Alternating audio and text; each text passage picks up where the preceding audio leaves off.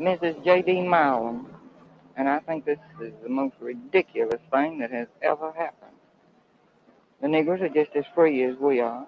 They have the same opportunity to work and to build their part of the town up just the same as we have. I just don't understand it and don't approve of it. I'm going to stand up for my rights. Thank you very much. Jim Knight with WALB Television News. We're soliciting the views of Albany people on the Civil Rights Bill. Would you like to give us your views? Well, I think if they remain peaceful, it would be a lot better than perhaps the violence that was concerned. Well, of course, being a Southerner, I'm not for it at all. I see. And I just don't know how it's going to turn out. I hope we don't have any trouble. We're soliciting opinions on the Civil Rights Bill. Would you like to give us yours? I'm sorry, but I don't think it's the time right now. I think they have equal rights, though. Thank you very much. Would you like to express your views? No, I don't think so. How about you? Nope. What I'd have to say wouldn't be fit to go on air. Thank you very much. I don't like it. I think it's trying to put something on us that we don't want. I see. We ought to have a national election on it rather than just letting 9 men tell us what we got to do. And how about you? I feel the same. Fine. Thank you very much. I sure don't like it, that's for sure. I see. Do you feel this will have any effect on your life directly? I imagine it will. Thank you very I'm much. afraid we might have niggers to live next door to us. Thank you. Welcome to the Nick and CJ show. For now, Rome may join us, but welcome to the Nick and CJ show. Sorry about that. What's up, Nick? Hey, what's poppin', my friends? What's poppin', my people? Glad to be back. I took a few days off, but it's good to be back on the Nick and CJ show. Maybe with Rome. It'll be great to have Rome join the panel. But as you guys see in this clip, this is white moderates in action. Something that we've been calling on this show, something that is a tale as old as time. And there are people that still believe that this stuff isn't happening. This is like the average Amy Klobuchar voter. Hell, this is the average Ron DeSantis voter as far as I'm concerned. You guys can't protest over there. Oh my God, you guys are being uncivil to the ruling class. Right.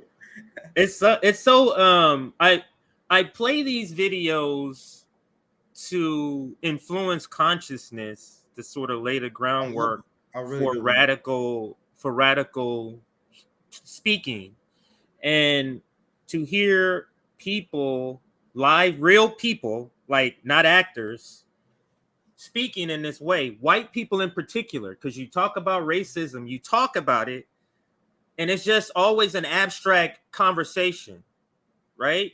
But when you have your grandmas and your great grandmas on film, this is somebody's grandparents. This is the parents of the people who are in office, all the 80-year-olds and 70-year-olds. These are their parents. Go ahead, Nick. What were you going to say? Yes, that's on point. And now, if you was to mention this, CJ, just playing this clip, let's say if you was in a school, right, and you play this clip in your class, you will have right-wingers melt down. Critical race theory! They're bringing up history! You're trying to make Timmy hate his country! It's the kind of census Republicans. You guys know, and I'm preparing a segment, I may do it later this week. We literally got modern age book burning. Because now you got white people. Ridiculous. They are trying to whitewash that this even happened. They're like, you can't talk about how racist our country used to be. You can't talk about the genocide of Native Americans. If you talk about that, you were pushing a liberal agenda. You were pushing critical race theory down to masses. And you guys see intellectually lazy, anti-establishment voices repeat this because they're uncritical and they think that's just a good gotcha at the liberal establishment. Well, I know you're actually helping them. You got by spreading anti-intellectualism, you are only helping the establishment that just want people to be dumb workers who fight against each other. Do you guys understand? That's the whole Dr. Brandon speech. We talked about this before. They want us to be divided. They want us to pretend that there's this radical difference in the country when the differences should be between the proletariat and the bourgeoisie. And now you got Democrats, and this is a good time to transition. And we get to the main story here soon. Yeah, for sure. Biden calling people fascists for questioning like the election. And with that said, I want to announce this. We're gonna have a super panel on Friday. Should be fire. It's gonna be RBN Convo Couch collaboration stream. We're also gonna have Lucy. I'm gonna join. I'll be there with Sabrina Sabs. We're gonna have Fiorella, Pasta, and we're gonna tell you guys it's literally insane to draw the line in the sand of questioning our democracy. Our democracy is rigged. And I know there are a lot of progressives like, oh, did Nick just say the elections are rigged? There are a lot of people like, oh, Nick is red brown lines because he said the elections are rigged. Guys, our elections are rigged against the proletariat. Are we clear? What kind of democracy is it when you can predict who's going to win every single election based on who raises the most money, CJ? There were studies that show that you can predict who's going to win an election at like a 95% rate based on who has the most capital. Guys, that means capital has hijacked this democracy. Decolonize your mind. Understand what this means.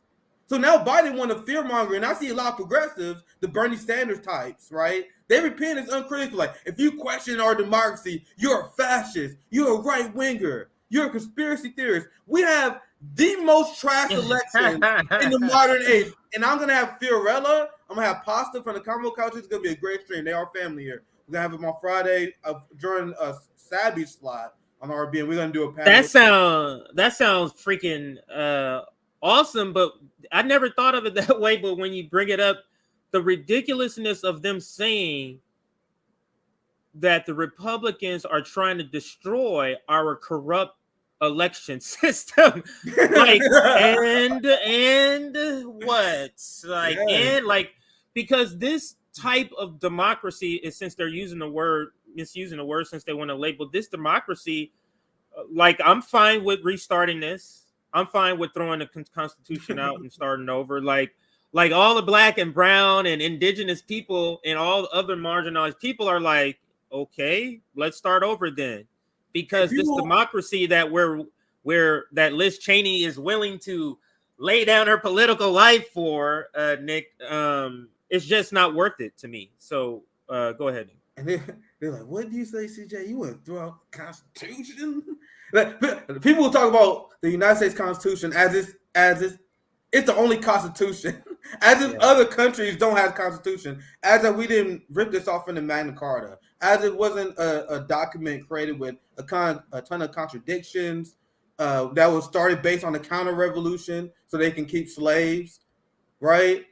And I'm not saying there are not bad ideas in there, sprinkled in there, but absolutely, I think modern age the proletariat can do better. It's really that simple. Our Constitution, compared to other constitutions, is pretty fucking trash. Our Constitution don't guarantee healthcare. Our Constitution doesn't guarantee housing. So people are like, the Constitution, I'm like, what? Fuck, that document is trash. I guess it doesn't guarantee corruption either. It doesn't guarantee non-corruption either. Doesn't guarantee. They could have did that. Think about what's possible. You look at the United States Constitution. Why are you guys defending this so much? Like, every single country has a constitution, and most of them grant all the basic privileges that you guys think you have. You guys think you got a First Amendment. You guys think you have the temporary rights. Our Constitution really grants nothing. Chile, in a devastating blow to the international left, just voted down in overwhelming fashion to change your constitution to a progressive constitution. And to give you guys an example, I'm glad you brought that comment up. This is a perfect example. So in the new progressive constitution that Chile was trying to propose, they was guaranteeing healthcare to people, CJ. That was in the constitution. That was the new one they wrote, and they lost. And I don't know that much about Chile. Do you trust it? Do you trust the results? I gotta learn what happened, because watch this. Look at this. I saw this story today, and I was fuming. From the Wall Street Journal, they said Chile. Here it is. I'm gonna show you guys the headlines. I know we get off target, but this is a warm up. We gotta get to the main story here soon, guys. Look. This shit makes my blood boil, man. They won. The neoliberals won. They probably pumped a ton of propaganda in there. They're probably massive misinformation campaigns. I can only imagine what made Chile vote against their best interest. Because when you look at the Constitution, it was amazing. They was going to take indigenous people and grant them representation in the government that they was long been denied. The Constitution they were trying to change and overthrow came from the fucking fascists, Pinochet, right? That's literally who created the Constitution. And I would like to hear like if this is really legit. That's what I like to hear. I mean, it just sounds like you know what I mean. The global South is all kind of moving towards a certain way, and then for this sort of like just outlier to be like this, it's suspicious to me. It'll be like if Lula lost the election, like that would be suspicious to me. That's I'm not sure about that. Like you polling well. I don't know. I don't know if that's look at this headline. You can only imagine the look at the headline from Wall Street Journal. Chile saves its democracy. That's so crazy. This is an article I read earlier, and this article kind of goes in and look at CNN. The way they frame it. Look how happy they are. Chilean voters overwhelmingly reject proposed leftist content. They are so happy, bro. And you can even read this. I'm trying to see if I can. It would extend social rights, increase environmental regulation, giving government wider responsibility for social welfare programs. It will provide a full gender parity and design designated seats for indigenous representatives. That sounds based to me. Right? And this came from a president, and Boric took a massive loss here because this was the leftist president in Chile was elected, and that was a big victory by Boric. And then he was the main champion that spearheaded this, and now he lost overwhelmingly. Now they got grappled with that. And the message coming from the Chile left is they had a referendum where 81% of the voters said they want to change the Constitution because the old Constitution was wrote by, like I said, Pinochet. Augusto Pinochet wrote it, and he was a fucking fascist that the United States supported. That's why Wall Street Journal is propping this up and cheering for it. It was literally a fascist constitution. So voters want to change it. They rejected this new progressive constitution, which is a blow to the international left. I don't know why they would do that. It probably was intense propaganda. Because when you look at this, what else was in the Constitution? What I read, guaranteed health care. I don't know why people would vote against that. But hey, that's what I said. Like I would like to hear some reporting. Me, but hey, I don't know. But go ahead, CJ. Maybe Ben Norton. Maybe we can bring on Ben Norton or something. Somebody that covers the global South, or Wyatt Reed. I think he also covers the global South, because this just seems suspicious to me. It seems weird, suspicious. Something is. I gotta look into it. So that's something that doesn't connect the story to me, but I'm sure it wasn't perfect. Sorry, CJ. Go ahead. So I get because this count my Chile cover. I want to do one anyway, so this is a good opportunity to do it. It sucks to have this pass, but they're gonna do it again because the voters want a new constitution. And I definitely would love to see on the ground what happened, because it just sucks to see people vote against their own interests. We see it in this country all the time, and there were a lot of people excited about this new constitution. And to see it voted against, 62% population voted against it. What the fuck? That's crazy. So that's bad news. So anyway, sorry. We can go to our main story. I think we're gonna be rounding back this story. Yeah. when we learn more of what happened, I think we're gonna be rounding back this story to give an update. So our audience, make sure you stay. Yeah, I'm definitely gonna be following this guy. Definitely gonna be following this one. Yeah, that doesn't fit what's going on in the region and everything and all the it just they elected leftist leader and then they reject his constitution. Like that doesn't make sense. So it doesn't. You got questions? Doesn't make sense. But I think we're probably going to start with the main story. I guess we can start with the main story, but before we do that, let's do a quick like and chat check. We had some great just comments about what they're expecting to talk about. Yeah, Dee is in the house. And I want to say this is what I forgot to say. There probably was some, and that's why I'm keeping my mind open to this. Wonder if there was some poison pills in there. Hopefully Boric didn't put any poison pills in there. It just when I see what they did put in there, like the healthcare, increased social programs, environmental regulation, giving indigenous people government. Like I see those in them, but good thing. It had to be giant poison pills. But I'm not gonna be biased. I'm gonna keep my eyes open. Let's see what people in Chile. Maybe it's you in Chile. I mean, we see. I mean, Marx, you know, sort of speaks on this topic, sort of related topic of when people voting against their own interests. This is the reason, a whole reason for, the Vanguard Party is supposed to be the people that's educated on these particular type of topics. And maybe, like you said, I'm speaking to the part where you said propaganda. It could have been intense propaganda that people who are not daily into politics just cannot overcome. You just cannot overcome it. So unless you're into it, Chile, imagine you get all the propaganda like, oh my God, there's a leftist takeover trying to take over your rights. He's an ordinary like peasant worker. Like I don't know, man. It sucks. I'm telling you guys, it just sucks to me to see the loss. I'll be honest. But go ahead. CJ. Yeah, because I could speak to and it's the propaganda with the United States will be doing, because I remember I was in Colombia, the country Colombia. I think it was Cali, Colombia. And the people, forget the point that I was gonna make. But anyway, about the propaganda. When I got there, I was so surprised by the intense, for example, cigarette propaganda. It was like propaganda that was here in the 60s and 70s was just now there when I was in Colombia, and it was intense. CNN on everywhere. I'm in another country, and CNN, you go into different stores, CNN. So it's literally American propaganda being televised into these homes, and just the intense propaganda. Magazines, kids selling. I saw kids selling cigarettes on the street. Yeah, it was crazy, but yeah. So let's do a quick chat check. We always get into these little side discussion. I know we went for the main story, so we can get to that next.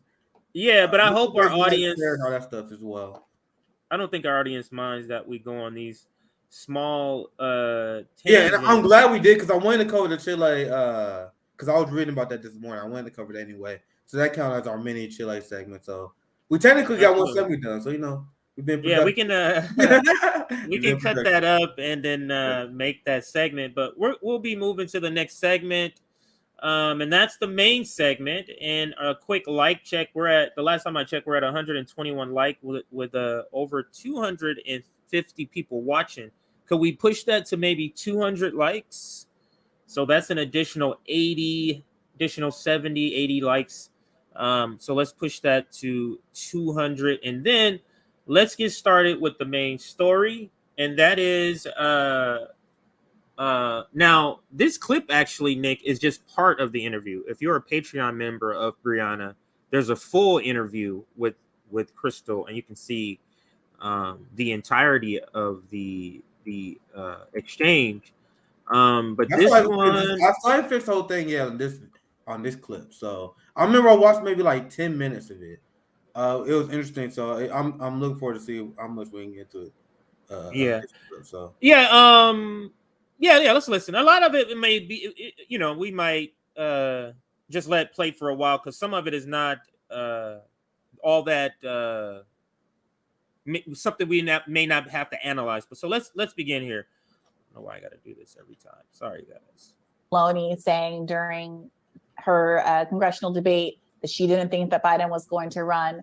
People are looking at certain moves Gavin Newsom is making in California as evidence that he's trying to move center to prepare himself for the national stage.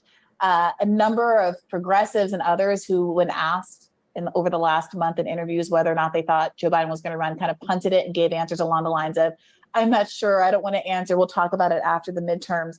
Do you think that means that even if Biden is going to run, there's still going to be a Democratic Party challenger? I do not think that there will be a challenger who is actually an elected Democrat.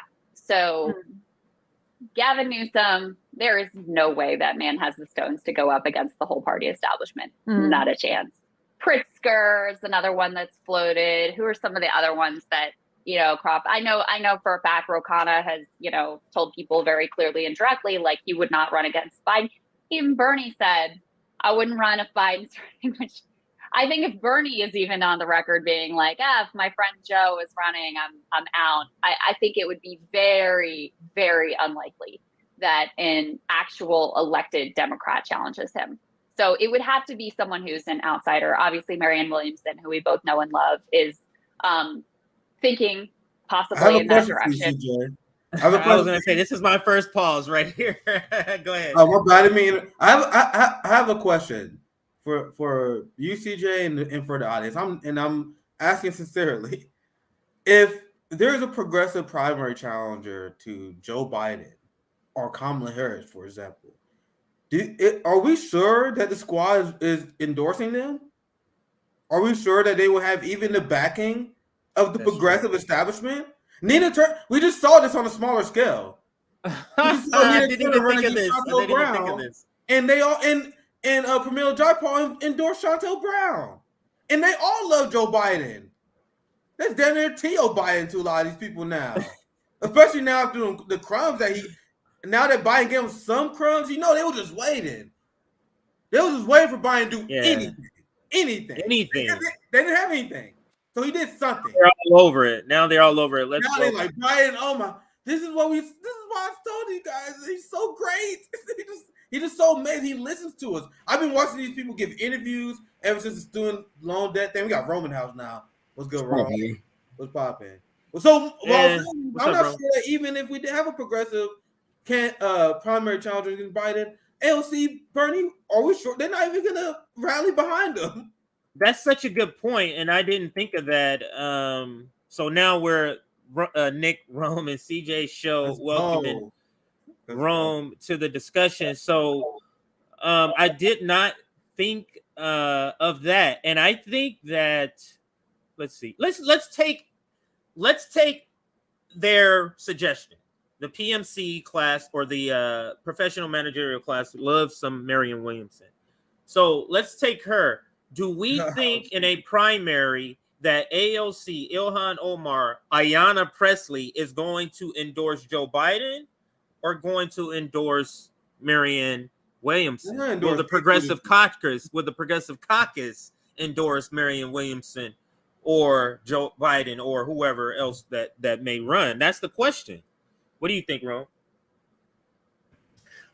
They might have another so-called, I'm going to call them another Bernie Sanders in their pocket somewhere. They're going to need to because of the primaries, and after those primaries are over, they're all going to jump back to the same Democratic ship where Joe Biden is going to take over. And so. And one thing he said, Ron, he said they have a Bernie Sanders in the back. And one thing is, surprisingly, they don't. Like, it's been pathetic. And look at the name they're gonna float later on the interview. Spoiler: they mentioned Marianne. She already ran. Where's the new names? There's zero new faces. Where's the new faces of the progressive movement? Oh, they're like, we got an idea. Let's have this old Krystal lady who believed in staying in the Afghan war. Let's have this old Zionist lady who said that Israel has the right to defend themselves. Where's the new blood that had the new wave of the progressive movement? There is none. There's no. They all focus on dancing for Biden. They're not here. They're not developing leftist talent. They're not here in the streets developing that. There's no option. They're like, you're not gonna be any elected progressives. Maybe we need Marianne Williamson. Maybe they're just panicking now. Someone get Robert Wright. Maybe he'd do it. Shit. We need a turn. The reason elections, but maybe she win a presidential race. That's so funny you said it because the title of their stream, of Briahna's stream, if you look, maybe you can't see it, was Marianne Williamson versus Elizabeth Warren, and I don't think they mentioned Elizabeth Warren in the entire discussion. But anyway, that's funny. But the reason I wanted to stop it here was that the PMC, the professional managerial class, and Bria is one of them. Krystal is one of them. Bria is unique in the sense that she has the ability to have her foot in the revolutionary camp and in the reformist camp at the same time. It's smart. Like that's what she's unique. Case study QB is another one who's able to do that. But you see how the professional managerial class, they think Marianne, they love her and they think that she's great. And even though no one in the working class even thinks talks about her, you see how the professional managerial class, they don't even care what the working class thinks. They just think, oh, she's great. Great for who? And don't think about who is she great for? Go ahead. Though. It's kind of fucked up because why do they say that? They say that because Marianne Williamson go on their shows. Marianne Williamson is their friend. So then they say, oh, because I like Marianne Williamson, we're going to propel a millionaire to the leader of a working class movement. And then out of all the labor leaders, out of all the revolutionaries you can choose, they're like Marianne Williamson because we're friends. And they got a giant platform. People just go with it. Shit, I guess Marianne Williamson then. and they do it because they're friends. That's it. She would do horrible. No, I remember someone in our calling, they asked Rome, someone asked Rome in our call, and they're like, Rome, do you think Nick should run for office? And Rome like, I'll smack the shit out of you, nigga. I don't believe that shit. I don't know if you remember that. I still remember that. It was funny as hell. But sorry, go ahead, guys. Let me see if I can find the video where we talk about Marianne Williamson. One, do we know she tried to okay, here's the video right here. She tried to put on a vote blue no matter who progressive style, seize the house. Remember, she's trying to take the progressive language and repurpose it for her funneling people back to the Democratic Party. But here's probably the main critique, and Bree is actually going to bring this up in the interview later, but I want to briefly bring this up because this is the video I play now when we're talking about Marianne Williamson. This is the points that you make, Nick. So let's listen. People was like, Marianne Williamson should run for president in 2024. You guys are out of your minds. She was tweeting shit. And this is not a character assassination. This is policy, right? This is not a character assassination. This is policy. She was tweeting like, oh my God, we can't get the troops out of Afghanistan because what about the Afghanistan women? She was one of the people that was repeating this shit. She's one of the people that said, oh my God, you people that advocate for a one-state solution, you're being unrealistic. Israel deserves have the right to exist. She said Israel has the right to defend themselves. So when someone says Israel has the right to defend themselves, they were saying Israel has the right to steal Palestinian land because that's what they're doing. So Hamas is retaliating to Israel stealing their land. So Marianne Williamson is a Zionist, and she repeats Pentagon talking points on Afghanistan. So if you're one of the people that like Marianne because she has progressive economics, that's okay. That's okay. Put her in a position where she has nothing to do with foreign policy.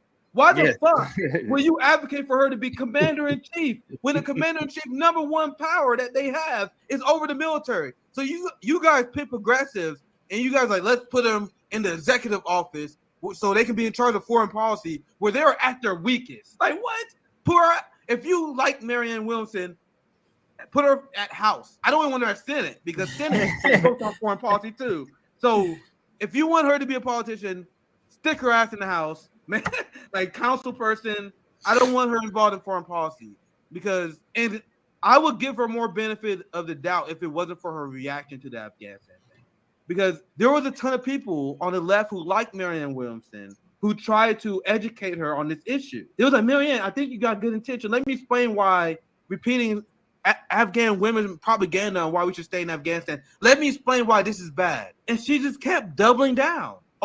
So when I saw the doubling down, I'm like, okay, if you just had a bad take and then you had like Aaron Mate or anti-war people on, and then they explained the situation, and then you're like, oh damn, I was wrong on this. No, people were explaining to her why you are wrong on Afghanistan and Israel, and no matter what people tell her, She refused to change her mind.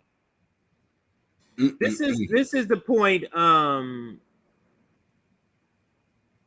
This is what I mean by we spoke about this before, Nick, where I'm like, the criteria that makes a leftist in the United States is so low. It's like, if you believe in $15 minimum wage and healthcare for all, you're Malcolm X now. You're that left in the United States. Leave the workers. Right. It's so backwards. It's so backwards because it should begin with an internationalist sort of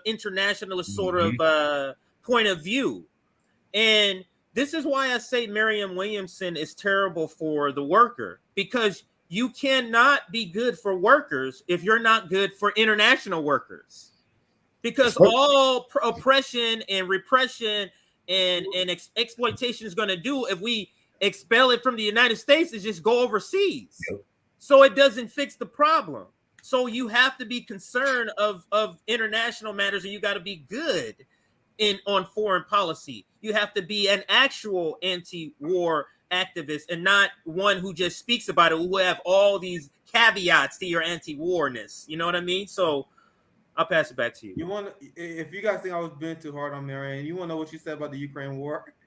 I remember she was like, "What's so bad about sending them weapons? Don't we want to stop Putin?" And once again, she was doubling down as we was explaining to him. Bombs do not create peace. What kind of strategy is to bomb for peace? That was you advocating for. If you think that she can win in the first place, you just as delusional as her. She was on Twitter talking about, "Oh, you can vote out fascism," and everybody was on her ass. And like Nick was we was on her. She was doubling down. I remember that shit. Like, how can you vote out fascism? What the hell is you talking about? So these people, that's gonna be the mouthpieces for her. Yeah, and somebody said when she lose, they're gonna tell you to vote for Biden. But while she's running, we're gonna be all types of names. We're gonna be womanizers. We don't like women. We are, you know what I'm saying, et cetera, et cetera, et cetera, et cetera. And then after all that splitting up the left, after all that shit that they're gonna do during the primaries, they're gonna jump on Joe Biden's boat. The Afghan women thing was very revealing. And I got a question for you guys. How many of those people that was saying that the United States should stay in Afghanistan because the Afghan women are tweeting about Afghanistan? You don't hear it. Not from nobody. No, RBN is like the only place that covers it. I got a story we're going to cover later. The Biden administration say we're going to hold funds from the Afghan people because we have to do that, because if we don't do that, we will legitimize the Taliban. Think about the logic in this. We have to oppose the Taliban because the Taliban is bad for the Taliban people, right? So how does starving the Taliban people is a good response to opposing the Taliban because you hate the Taliban because they're awful for the people? You guys see how it had nothing to do with the quality of life for Afghanistan. Millions of people in Afghanistan are starving because of that. No one talking about no progressive is calling out Biden for this. They all saying Biden's doing a good job. It's going to be all right to them. Biden's going to be all right. The entire country, and they're justifying it by saying, "Oh, we got to stop the Taliban." That's it. White man's got a God complex, and we're Christians.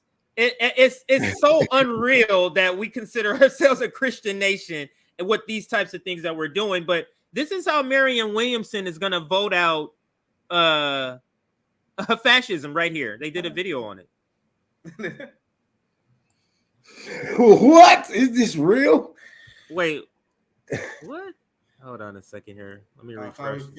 Yeah, they did a little sketch on how Marianne Williamson is gonna vote out the process. They go a step-by-step process of how to vote out fascism right here. So what? I'm dead serious. It says right here, Marianne Williamson steps to vote out fascism. That's where sometimes I hate this fucking child. Let's get it.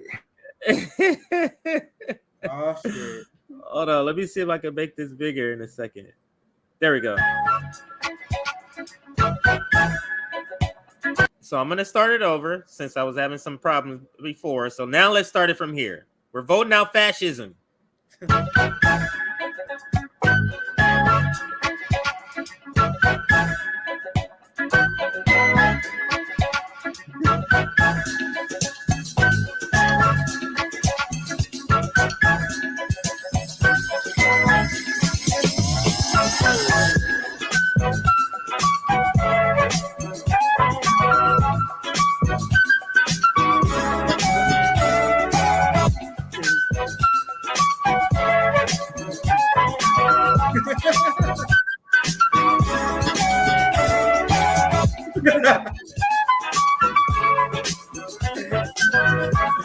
Oh my God, I thought you were being serious at first, motherfucker.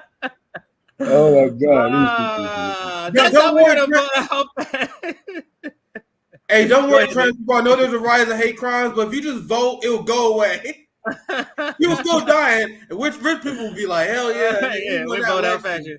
Yeah, Nigga, Joe that's Biden it. won. Joe Biden. All you indigenous and black and brown people are doing it so wrong with all this fighting and everything. Just vote them out. That's all you got to do. Joe Biden put in 100,000 more cops on the street, and they're like, we won, we did it. we got the lesser of two evils. Lesser of two evil. These people have been voted. Like, I just don't get the logic behind the lesser of two evil thing anyway, because a lot of these people have been voting before we was even alive, right?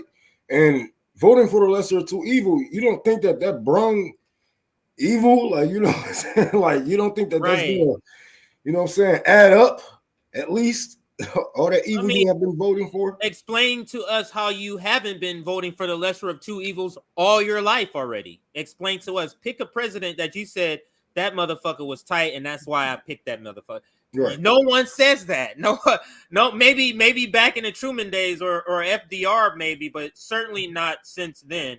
But we haven't even gotten a minute. Yeah, let's see if we can do a few minutes. So let's play some more of it now. We made 90 seconds. I personally love Marianne. I think she has a lot to offer, including having a balance. So I'll rewind it maybe 20 seconds just for context, just so you can get that full sentence about Marianne Williamson. So here we go. I think it would be very, very unlikely that an actual elected Democrat challenges him. So it would have to be someone who's an outsider. Obviously, Marianne Williamson, who we both know and love, is thinking possibly in that direction. I personally love Marianne. I think she has a lot to offer, including having a balance of great, like, lefty policy chops, but also a sort of broader, I sort of hate to use the word spiritual, but that's really what it is, a broader lens that I think the country really needs right now, some values beyond just like 1 + 2 = 3. So I think she really has something to offer there, and a connectivity with potentially parts of the Democratic Party that were not directly in the Bernie base. She's sort of Bernie adjacent and obviously endorsed. She's talking about liberals. She would appeal to liberals. She's dressing them up to be Bernie adjacent or progressives, but she's talking about people who we would call liberals. What she can appeal to them. Yeah, maybe she couldn't appeal to the far right, who we are, but she could certainly appeal. You see how they're not even concerned with us. I'm sorry, far left. I said far right, but the far left. But they're not even concerned with us. They don't care about the black left. Like, you don't have to say far left. Like the black left, the socialists. They don't care. Like, the reason why does she appeal to these liberals? Because she's going along with the Ukraine war. There's certain lines she won't cross. She's a Zionist. She sold out the Palestinians. So they're like, oh, we don't care about building a coalition with Palestinian leftists, with black leftists. We could not care less about that. But go ahead. All right, let's listen to some more. Endorse Bernie, but didn't come directly out of his camp. You know, she had this base of her own of like middle-aged women who loved her before she ever was Marianne Williamson, the presidential candidate. So I do think that Marianne is a potentially very good option for the left, and outsiders are always interesting and exciting anyway. So there's the possibility of Marianne. There's obviously the emergence of the Forward Party and Andrew Yang positioning himself, if not personally, then as the shepherd of this party, someone who could funnel through candidates outside of the Democratic or Republican machine. Yeah. There was a little media cycle a month or so ago about, is Bernie going to run? I mean, for obvious reasons, I think that that's not going to happen. But there does seem to be an appetite by people who are politically disaffected for someone to run outside of Joe Biden, in addition to Definitely. Joe Biden. And my concern is that given all of the fractures that we've seen on the left since Bernie dropped out in 2020, whether it's about force to vote or any of these force to vote adjacent skirmishes that have happened since then, that there's not a guarantee that any candidate, even if they're running against Joe Biden, who's obviously to the right of anybody a progressive would even consider voting for. Can we pause this for a second? Because I Any want progressive that to got a question. announced- Like, what the fuck make Marianne a progressive? Like, she's actually right wing. If you used to look at her, the actual policies that she want, like, of course, everybody's gonna say Medicare for all, you know what I'm saying, and $15 an hour, but that's shit. An average Republican voter want that shit. Do they run around calling themselves progressives? She want to arm Israel and give you guys $15 an hour. I guess she's progressive. What the fuck? I don't get what can she sell? How can she sell herself to the black community? What, you know what I'm saying? I know a lot of people say she had a reparations bill. Ain't nobody gonna pay attention to no white woman talking about how much she think that we are owed. And that's the problem. White fucking people coming to the black communities with these bills thinking they know better and what's better for us. She's gonna lose horribly. Well, She I would has like nothing to to see. say. I would love to see her talk about reparations and then answer this question, because it's the same question that I put to the chairperson of the California reparations, and that is, reparations is supposed to be for you have, in order for reparations to be, or one of the pillars of reparations is you have to stop the continuation of said oppression. Mm-hmm. So explain to me, Marianne Williamson, with your reparations bill, that's great, but what about capitalism staying in place? How does that work? Yeah, she's still going to want capitalism. Yeah, that's what I'm saying. Like, she actually was taking up for capitalism. Didn't she say that she's like neutral or some bullshit like that, trying to play? She's one of those people who's going down a route of the crony crack capitalism. She's one of those. She's one of those that this is not real capitalism type of person. That's what's happening. Now, she's had discussions with Marxist economists like Richard Wolff about this. But I've seen other discussions when she's not in conversations with those people where it comes out what she thinks about capitalism. But let's get back to the discussion. Let's get through some more of the more content we want to get to. Let's go. At this point, would not have the guarantee of full-throated support from the left the way that Bernie did. I'm going to rewind that part so we can get the complete thought there. These force to motivate adjacent skirmishes that have happened since then, that there's not a guarantee that any candidate, even if they're running against Joe Biden, who's obviously to the right of anybody a progressive would even consider voting for, any progressive that announced at this point would not have the guarantee of full-throated support from the left the way that Bernie did in 2016 and 2020. And I look at someone like Marianne and I see how the alliances that have happened would pick at various aspects of her foreign policy stance, would have issues with some of the, statements she's made about various public officials that have died, a certain approach to certain kind of Silicon Valley types that, she might have a personal knowledge or relationship with. And so just real quick, that's telling you she's not a fucking outsider. Just real quick, I want the video keep playing, but just real quick, that was Krystal Ball saying, "Yeah, I see Marianne Williamson being a good option." Because that was the whole question. Remember the whole question: who's the person? Krystal answers Marianne Williamson, and this is Bree, guys. Don't get it twisted. This is Bree very nicely saying, "You fucking tripping." Am I reading this wrong? Because then she said, "Yeah, Marianne Williamson is great. She's awesome." She gotta say that because they're friends, right? Then she said, "Well, there's some people on the left that will criticize the foreign policy." And then she goes into the negatives. So Bree is being very nice and very technical here. But correct me if you guys think I'm wrong here. This is essentially Bree saying, "Nah, I don't think that shit will work, bro. I don't think that shit will work." And I think it's because she's heard us, RBN in particular, scream about Marianne Williamson. I don't know who else is really screaming about Marianne Williamson before us. Everybody was just kind of like, yeah.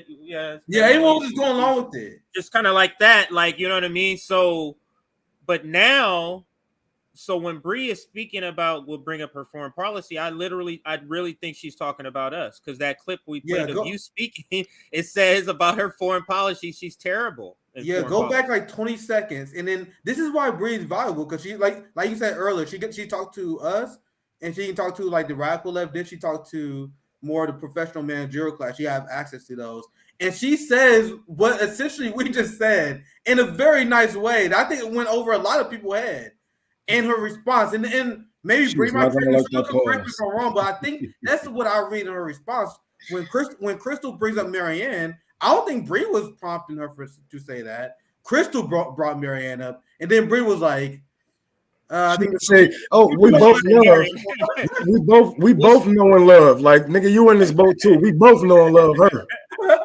No, Bree. I think Bree says, "Yeah, no, I love her," but she does say it later in the interview. She does say, "But I'm also understanding that she may not like some of her stances may not get. She's not gonna get a lot of people." Like Bree's gonna say that later on. Yeah, we can watch it again, see if I misheard it, but that was my interpretation of it. Let's listen again. Let's listen again though. These force and motivate adjacent skirmishes that have happened since then, that there's not a guarantee that any candidate, even if they're running against Joe Biden, who's obviously to the right of anybody a progressive would even consider voting for, any progressive that announced at this point would not have the guarantee of full-throated support from the left the way that Bernie did in 2016 and 2020. And I look at someone like Marianne and I see how the alliances that have happened would pick at various aspects of her foreign policy stance, would have issues with some of the, statements she's made about various public officials that have died, a certain approach to certain kind of Silicon Valley types that, she might have a personal little knowledge or relationship with. And there are some people who say, well, don't make the perfect be the enemy of the good. She's obviously so superior to Joe Biden that I can overlook any number of things. And there's other people who have been burned so badly who look to someone like Nina Turner and think, well, she tried twice her way. She didn't learn a lesson about how to break free of the Democratic Party. They feel that she bent her knee on certain policy issues and certain messaging issues that speak to how she would also legislate if she were to win, and therefore are more distrustful than they would have been immediately in the wake of Bernie Sanders. And I wonder, do you think that is something that is surmountable?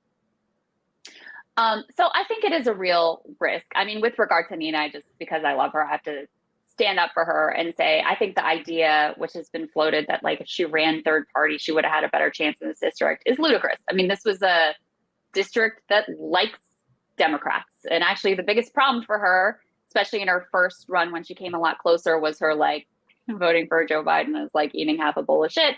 Like that was a real issue for her in that primary. So I think Nina is as like true and sound and solid a warrior as it possibly gets. Let me just put that out there as my. Hold up. I mean, some people obviously would have liked her to run third party, but I think more of the issue is whether or not she should have leaned more into that messaging and not try to say, campaign with Bakari sellers or these people who have been open and hostile enemies of the left. And what the approach should have been to some of the anti-Semitic. I would love it to be a world where in every lefty anti-establishment position was the winning. So let me go back and you go back here. Look at her face when she bring up how she sold out to the. We're gonna watch this without the sound. Now let's look at the body language of Krystal Ball. We're gonna clearly see a distinct difference. That Bree obviously brings up something that makes Krystal Ball goes from content to squirming. So we're watching it with the sound off. Now it's gonna toss. She's gonna toss it back to. Actually, let me see. She tosses it back to Bree. Now watch Krystal Ball. This one should bring up. Look.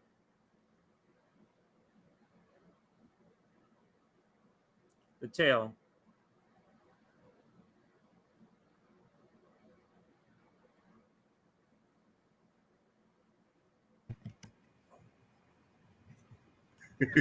Why is she feeling uncomfortable? Like the entire interview, like what happened here?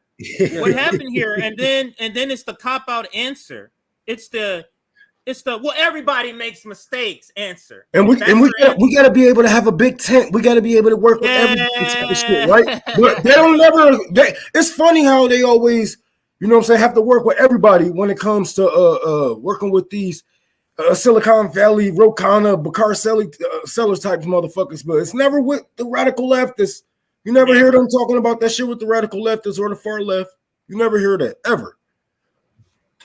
So now let's listen to it again with the sound on, and you clearly already know she's gonna get uncomfortable. But listen how she uses the, well, everybody may, well, everybody do this, but nothing's perfect, because it's a spot on critique of somebody she is clearly admitting is her friend, her personal friend, and it's a critique that's spot on, and she knows it's a bad decision she made.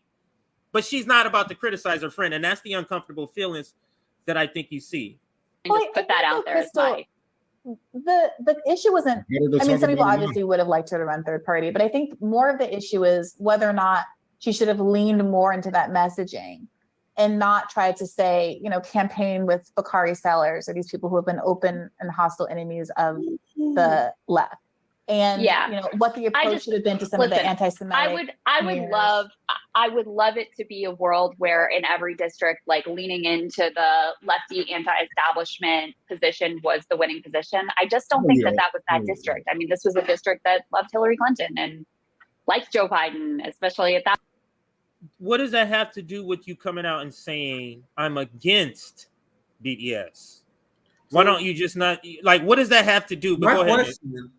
My question is, with this talking point, they don't even realize they are proving us right. Mm-hmm. What are you saying, Krystal?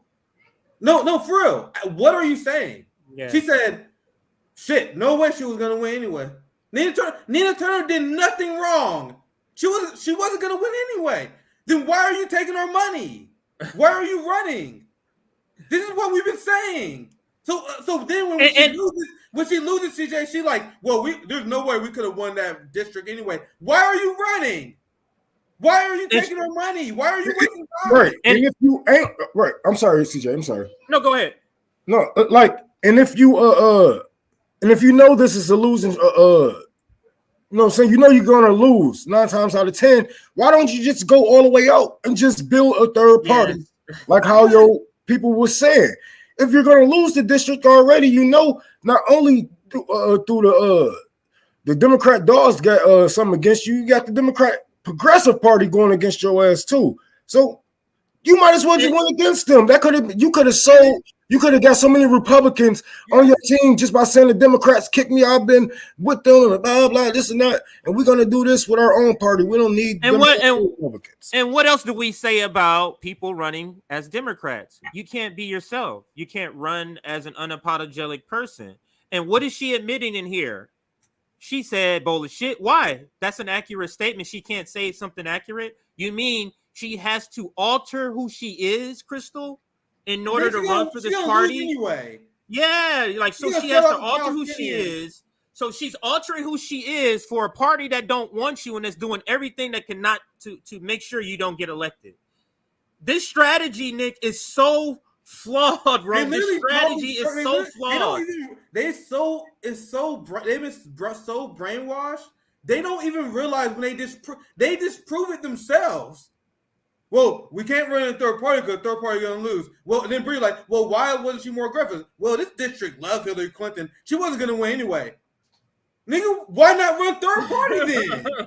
And actually build a movement. Do you guys see how they actually talk in circles? Yeah, and David Sirota was like, I've been working on this project of trying to take over or replace the corporate Democrats with progressive Democrats all his life. That's at least 20 to 30 years. What could the Green Party? What could the Green Party look like if people like him have been put that energy in the Green Party for 20 or 30 years? Exactly. What's the difference? What's the difference? But let's continue. And I'm going to bring up that tweet where I asked that question. We can get some people's responses at that point in his presidency. So I just don't buy into that political analysis in that district. But I don't want to get sidetracked with that, because the broader question is will it be harder to consolidate the left this time around? Yes, I think it will be. On the other hand, look at how when Joe Biden did like the bare minimum on student loan debt, there are a lot of people who are so excited, you know, like Dark Brandon memes and the whole bit. It was like, oh my God, like they were. Are there people really excited? Because I don't see that at all. I don't see. Yeah, those are bots on fucking Twitter. All. I don't take that shit. Yeah, I don't see that at all. Sabby Sab is in the house. Let's take the video out and get her introduction. Sabby, what's up? What's up? No, Sabby. Sorry, my laptop was on mute. No worries. I can hear you now. Absolutely. All right, so we're just in the middle of just watching the video, giving our critique. So let us know when you want it stopped, and let's continue here. I'm gonna go get some water. We're just looking for someone to actually do something. The JB Pritzker fanfic is a good example of this as well, because it was like he hasn't done anything all that crazy amazing as governor of Illinois, but he just like ran on a few good things and then actually delivered on it. And the bar is so low that people are like, oh my God, this is amazing. So I have faith that if you did have a Marianne or someone else who was sort of broadly acceptable to the left, albeit with some, disagreements here or there, that you could see a similar galvanizing, like rallying. I'll pause it here. So I think this point can't be said enough. When the PMC class is saying the left, I literally don't think they're talking about the working class. I think they're talking about the DSA. I think they're talking about Jacobin readers. I think they're talking about that type of people or that type of person, because like I said, no one else thinks Marianne Williamson is this fantastic great candidate, almost like Bernie Sanders. Like, bro, but I don't know, man. I've been on the streets, bro. PMCs. I was on the streets, man, and I was talking when we did our barbecue. Remember, Rome? We had our barbecue, and niggas on the street. They was like, man, you know who I'm hyped for, man? I'm down for Marianne Williamson. She's down, bro. That's word on the street, bro. All right, sorry. But I'm saying that to say, and I'll pass it to the panel for any reaction. But I'm saying that to say because I think she said it here. She said somebody like Marianne Williamson with a little bit of disagreement. Like she's pretty much saying like we're gonna go with our DSA Jacobin crowd and they're gonna be down with her, so that's who we're gonna go with. So if they try to push this woman, go ahead. If they're gonna try to push this woman, then I'm gonna go after her like she's Hillary Clinton, because she really like. Come on, what's the difference really? Because when it comes to the foreign policy between Hillary and Marianne, then you really can't tell too much difference. You really can't tell. So like for me, if it's like woman, I'm going to show these people. I'm going to show the people how far the Overton window have shifted to the right, and how they all are playing a part, and they all are puppets in this shit. They just playing along with it while the window is just fucking gone, nowhere near the left. I mean, I just think that it's no longer good enough to say somebody's left just because they believe in Medicare for all. Like that the majority of the population does. Like we're still calling things like radical and left when literally that's center. Like Medicare for all is center. $15 minimum wage or higher, that's center. Like stop spending money in the military budget, getting money out of politics. Those are all center things. Those aren't left things. So just because Marianne Williamson believes in something like that, I like outside of being the president and outside of her funneling people to the Democratic Party, she's fine. Like, I don't have any issues with her outside of that. Like, if she's not saying, hey, go vote for Democrats, then like it's not a real big issue that I would have. This is just a regular, middle-aged white woman who has the capacity or the ability and the resources to run. Yeah, I don't think she's bad. Go ahead, Sabrina. Go ahead. I don't think she's a bad person, but go ahead, Sabby. I will say I've interviewed Marianne Williamson twice, and I will say she's good on some issues, but not necessarily good on others where she should be good on if she's going to be considered a leftist per se. And I will say that if you really want to see what Marianne thinks when it comes to capitalism, go watch the Women's Summit panel that I did called Women's Health and watch the exchange between Marianne Williamson and Eleanor Goldfield about capitalism. Wait, what? I think that is a very revealing moment there.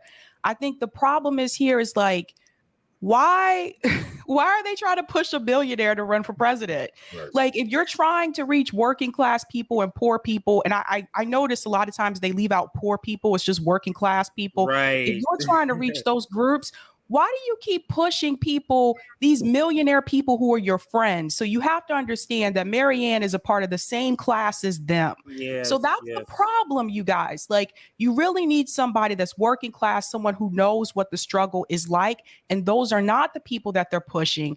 And I didn't see this push for Marianne Williamson when she ran for president in 2020. In fact, Krystal and Kyle made fun of Marianne Williamson when she was running in 2020, what saying did she was say? crazy and cuckoo. Because they was calling her crazy, because she the crystal, you know what I'm saying? She heal you with crystals and shit like that. Yeah, and Kyle actually disagreed with Marianne Williamson about reparations. He did not agree with that and said, no, I don't think you should do reparations. So what changed? Why is it now all of a sudden they believe Marianne Williamson is going to be the golden ticket? No, it's just because they're going to keep funneling people through this system to try to get something that sticks. And I'm going to tell you right now, there is no way in hell, after what's happened with Bernie Sanders 2 election cycles in a row, there is no way in hell Marianne Williamson is going to get the same kind of support that Bernie Sanders got from people in 2020. This is laughable and a joke. Like, I don't get it. That is a great point. It's no way. I mean, first off, I don't think anyone is really going to get that ever. But of anybody like living right now, like, she's not on the top of the list of people who could get close to that sort of enthusiasm. Not at all. I totally agree. And if it fails, go ahead. If it fails, don't come pointing fingers at people like Nick and Rome because they canvassed for Bernie Sanders. Don't point fingers at me because I donated a lot of money to Bernie Sanders. Point fingers at Bernie Sanders and the squad for the reason why people have this disappointment. Exactly. Fabby, I love you bringing that up. People forget about that too. And what's their response when we said we're not doing that shit again? What do you guys think that leads to in your movement when you got a ton of people? I'm not saying that we are even a majority, but let's say we even 1 out of 10. Even if we're 1 out of 10, that's a lot of manpower that you're losing. And I know my circle. I know a lot of people fucking done.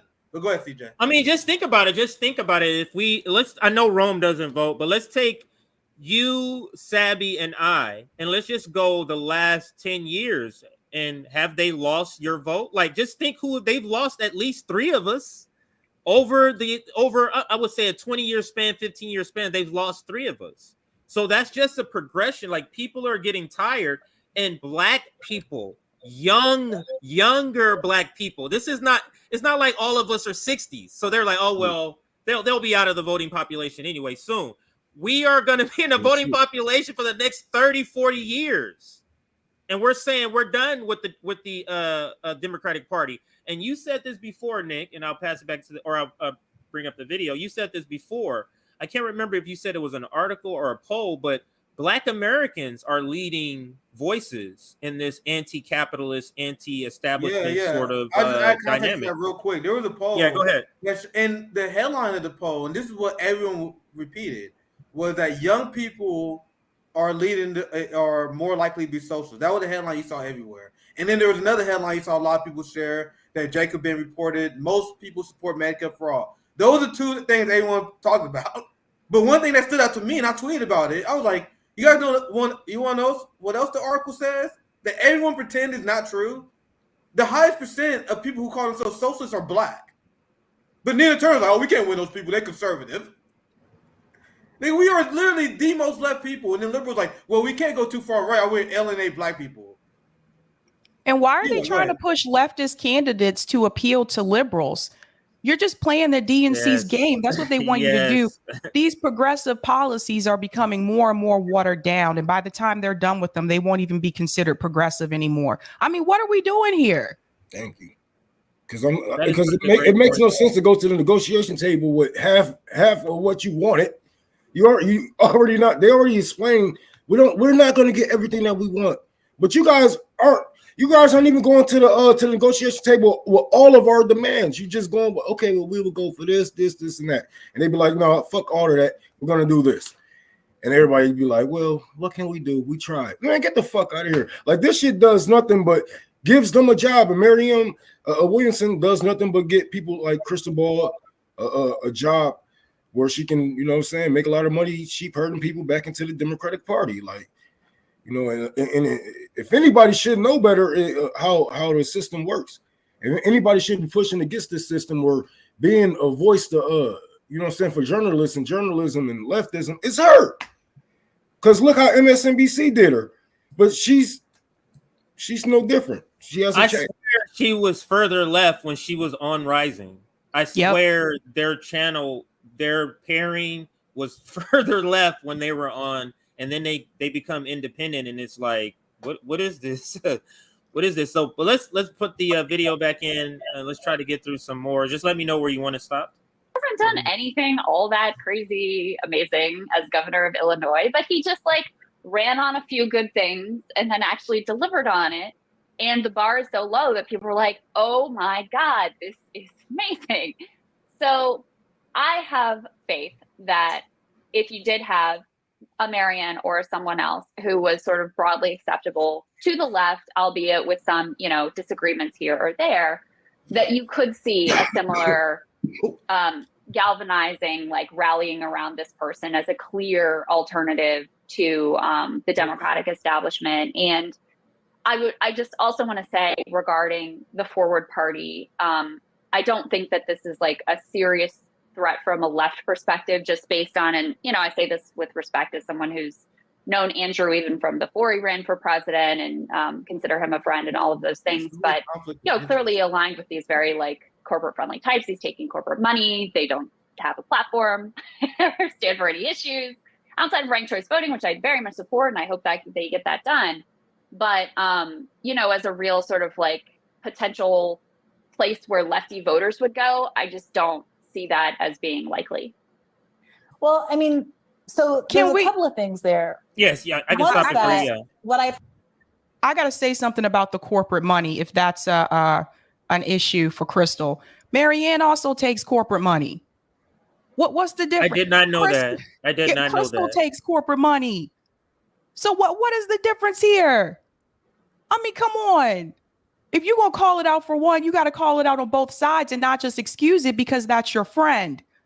That's the problem.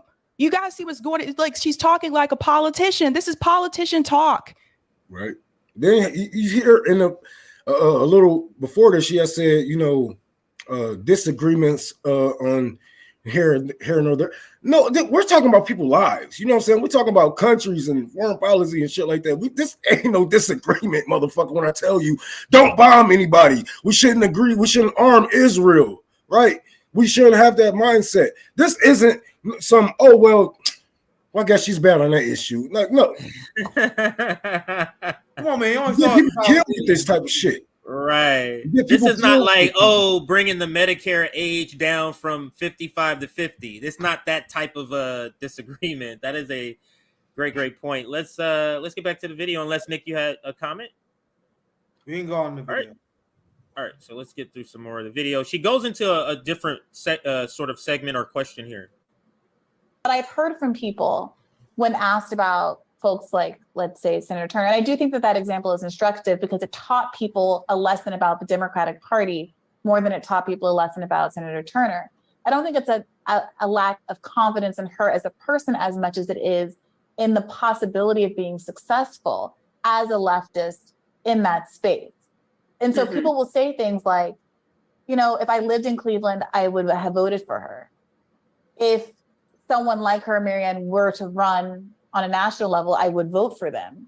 However, I would not devote the same personal resources, time, energy, and money into the race as I did with Bernie Sanders, because I'm not sufficiently confident that the Democratic Party wouldn't invest more resources, which it obviously has more of, in defeating them.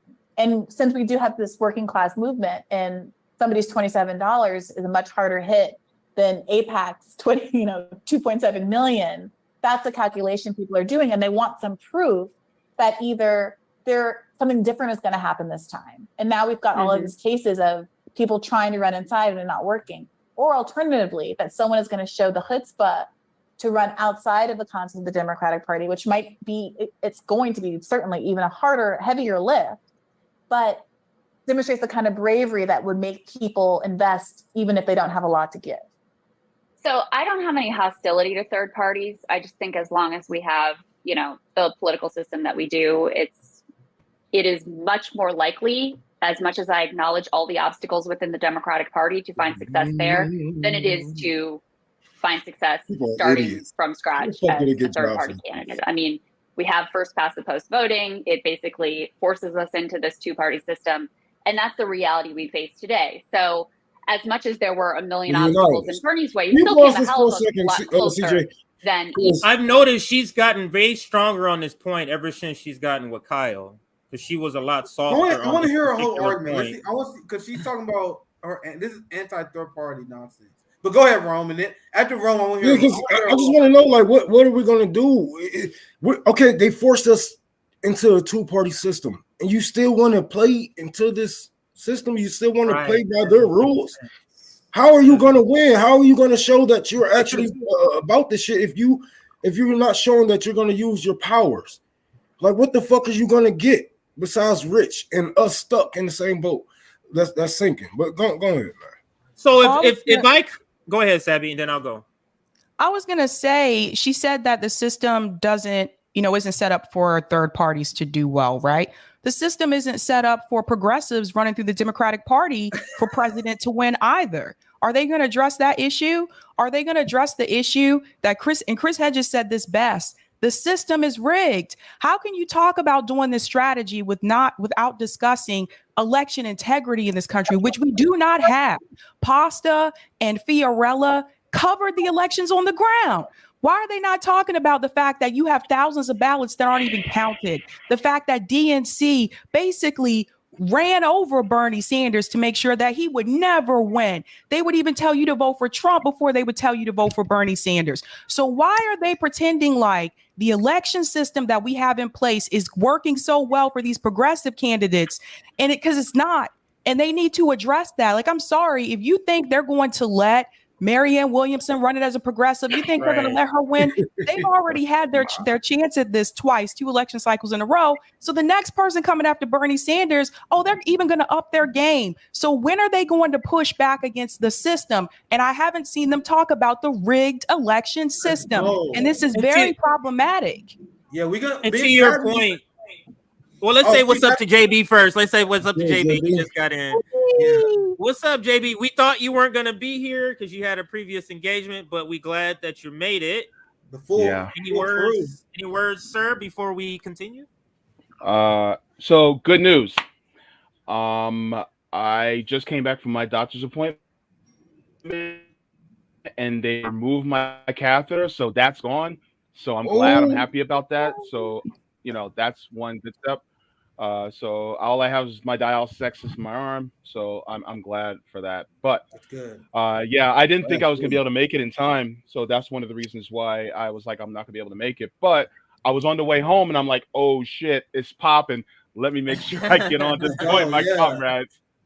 Yeah, make sure you guys subscribe to JB channel. By the way, no one does more substantive stuff than JB. JB is on this show talking about either foreign policy. He's either talking about disability rights was today. Disability rights. He's either in theory, like there's every episode.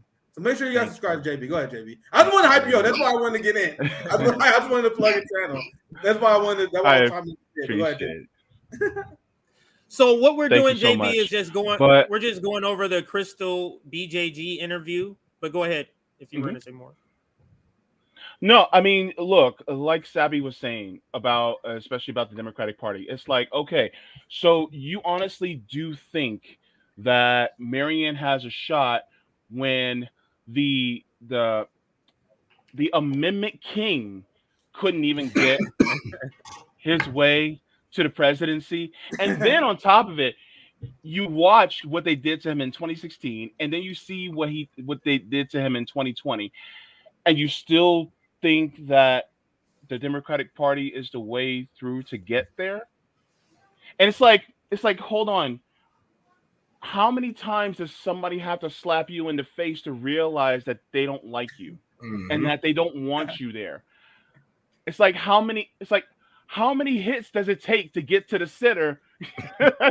You know what I mean? Because it's like, it's almost like a masochistic type thing. And a lot of people hate when we say this, but here's the question. Insanity is doing the same thing over and over again, expecting different results, right? So why aren't we going by the same direction as the elders that we had, especially as Black people, who went outside the party, who actually did movements, and the movements were so powerful that they wanted to kill our leaders, and they did some of our leaders. And JB, if you can compare the outcome and the victories of the two strategies, the two different strategies from the outside game and the inside game, the outside always gave us more. We have voting rights, we have women's rights, child labor laws, the weekend. All of these things are from outside game and outside pressure. We can't. How can you? You know what I'm saying? You're not giving. You know what I'm saying? You don't get the tools the white man has given you to build their empire. You use it to bring it down. And this is what they have done. And that's why they had leverage. This is why we can, you know what I'm saying, get people like when MLK got the sanitation people to strike. They had to kill them because that's a hell of a movement. It's a hell of a thing to have it's some power to hell in your hands, man. They gotta get rid of people like that because it's really gonna bring change. And what they are talking about ain't gonna bring nothing but pocket change to them. Yeah. Well, I mean, this is basically an out of touch millionaire that thinks that, you know, all you got to do is do a couple tweaks in the system, and then next thing you know, things are all gravy. When, you know, I mean, how many people have crystal ball, have spoken to people like you or me? Like, how many of us have she really actually sat down and got a real scope? They follow us too, so what they know we who go we are. They know my thing is, I don't want to necessarily knock her, because the thing is that she is, you know, she's not within our spaces. But my thing is, you have access to us. Yep. Talk to us. Invite us on so that you can now get this perspective of why we're saying, you know what, the Democratic Party shit, we're going to go into a different direction because this is not working for us. Those of us are in the burning building. I'm sorry, Sabs, you were about to say something. That's a good point. I mean, why isn't she having this discussion with working class people? Why isn't she having this discussion? So we have an entire Black network here. Why isn't she having this discussion with people like us at RBN? Because we're really going to push her and challenge her on the issues. You want to tell us as working class people, you really want to tell us to try to do this strategy again, to give our money to Marianne Williamson, just like we gave our money to Bernie Sanders. You really want us to play this game again? You got to have a hell of an argument. And the argument that I've heard from Krystal and what I've seen from the squad and what I've seen from Bernie Sanders, it's not enough weight. It's not enough to get people to go back out there again, at least not in this group, to get people to go back out there again. It's not enough to get people to quit their jobs again and go canvass for these candidates. It's just absolutely ridiculous. And I'm sorry, but they may not like, you know, some of the things that we have to say, but How are you going to go against the people who actually listen? If it wasn't for the people canvassing for Bernie Sanders, if it wasn't for the people on the ground, how do you think Bernie Sanders got all the support that he did in the first place? Because of people like Nick and Rome traveling to different states to get people to vote for Bernie Sanders. So I do not see that level of support coming out again in 2024. And then what they going to tell you? If Marianne Williamson lose, Krystal Ball, what's she going to tell you? Go vote for Joe Biden. Yep. Yes, sir. It was the left's fault. This is the most important election of our lifetime. Always. Brandon. She can't even debate. She can't even debate. Like she can't hold her own against people in on Twitter. What is she gonna do against these greased politicians? You know what I'm saying? Like these motherfuckers. She is. It's a way to always win a debate, whether you are right or not. That's not what a debate. Being right or not, that's not what the debate is about. It's about presenting your argument in a way that more people will agree with you during that time. She can't hold her own with a couple of nobody's on fucking on Twitter and Facebook. She can't sell you. She can't sell you this shit, and she definitely can't sell the world this shit on a national level. Like hell no. I would say also too, just to it basically forces hold us. on. Oh, sorry. Just to show you how Krystal will bend is the fact that she let Bernie Sanders come on her show and tell her who cannot be present during an interview. So if you're willing to bend to that and let Bernie tell you who can be on the show, what else are you willing to bend to? Oh, Jesus. Come on. Yeah, and just working class smiling. people, we think we're gonna get something from people that's leading this How Linsky TMC too class. spicy for him. Us into this two-party system, and that's the reality we face today. So as much as there were a million obstacles in Bernie's way, he still came a hell of a lot closer than even the best third-party candidates have, in our modern political system. So that's number one. Number two is, I think there is something hopeful to point to right now, and in the student loan debt relief, the other part of this that's very encouraging is geez. this was an idea that was really born of Occupy Wall Street, right? So starts with Occupy, starts with the left, it gets picked up by the Sanders campaign, gets pushed in 2016, gets pushed in 2020. By Jill Stein. There was a clip going around of John Oliver tearing her apart for suggesting that this is a real policy that could get passed. Oh, I haven't seen. That's amazing. Comes to policy, We can skip this. It kind of takes up a little time. Yeah, we don't want to get pulled on acting too, so best you skip that part. So absolutely. So you have the commercial. But yeah, So, that's we covered that before. I just say this real quick while we went for that. The progressives in the Democratic Party, they always run and promote a watered down version of what a third party, the Green Party, came up with first. So I love that Bree fired back with that. Yeah, great point. of the left is adopted by Bernie Sanders running in the Democratic primary. Joe Biden is forced. He doesn't want to take this position. He's forced into taking this position in the Democratic primary, but he says it really clearly. And then he's completely reluctant to do it as president. But again, because he had made that promise so clearly, and because there was a very clear electoral ramification staring them in the face for not delivering, he's again forced into actually making good on that. So I just offer that as a hopeful example that it's. But that same sort of leverage can be placed on him through a third party easily. It's not impossible. Like, yes, we recognize this is insufficient and that there's a lot more to do. But in some ways, the fact that Joe Biden is like such an enemy of these ideas and over the 50 years of his career has been on the complete wrong side of all of them. But still, by the pressure of like the left movements over time and the Sanders campaign really popularizing this idea in the Democratic primary, this is forced upon even one of like the the villains in the Democratic Party.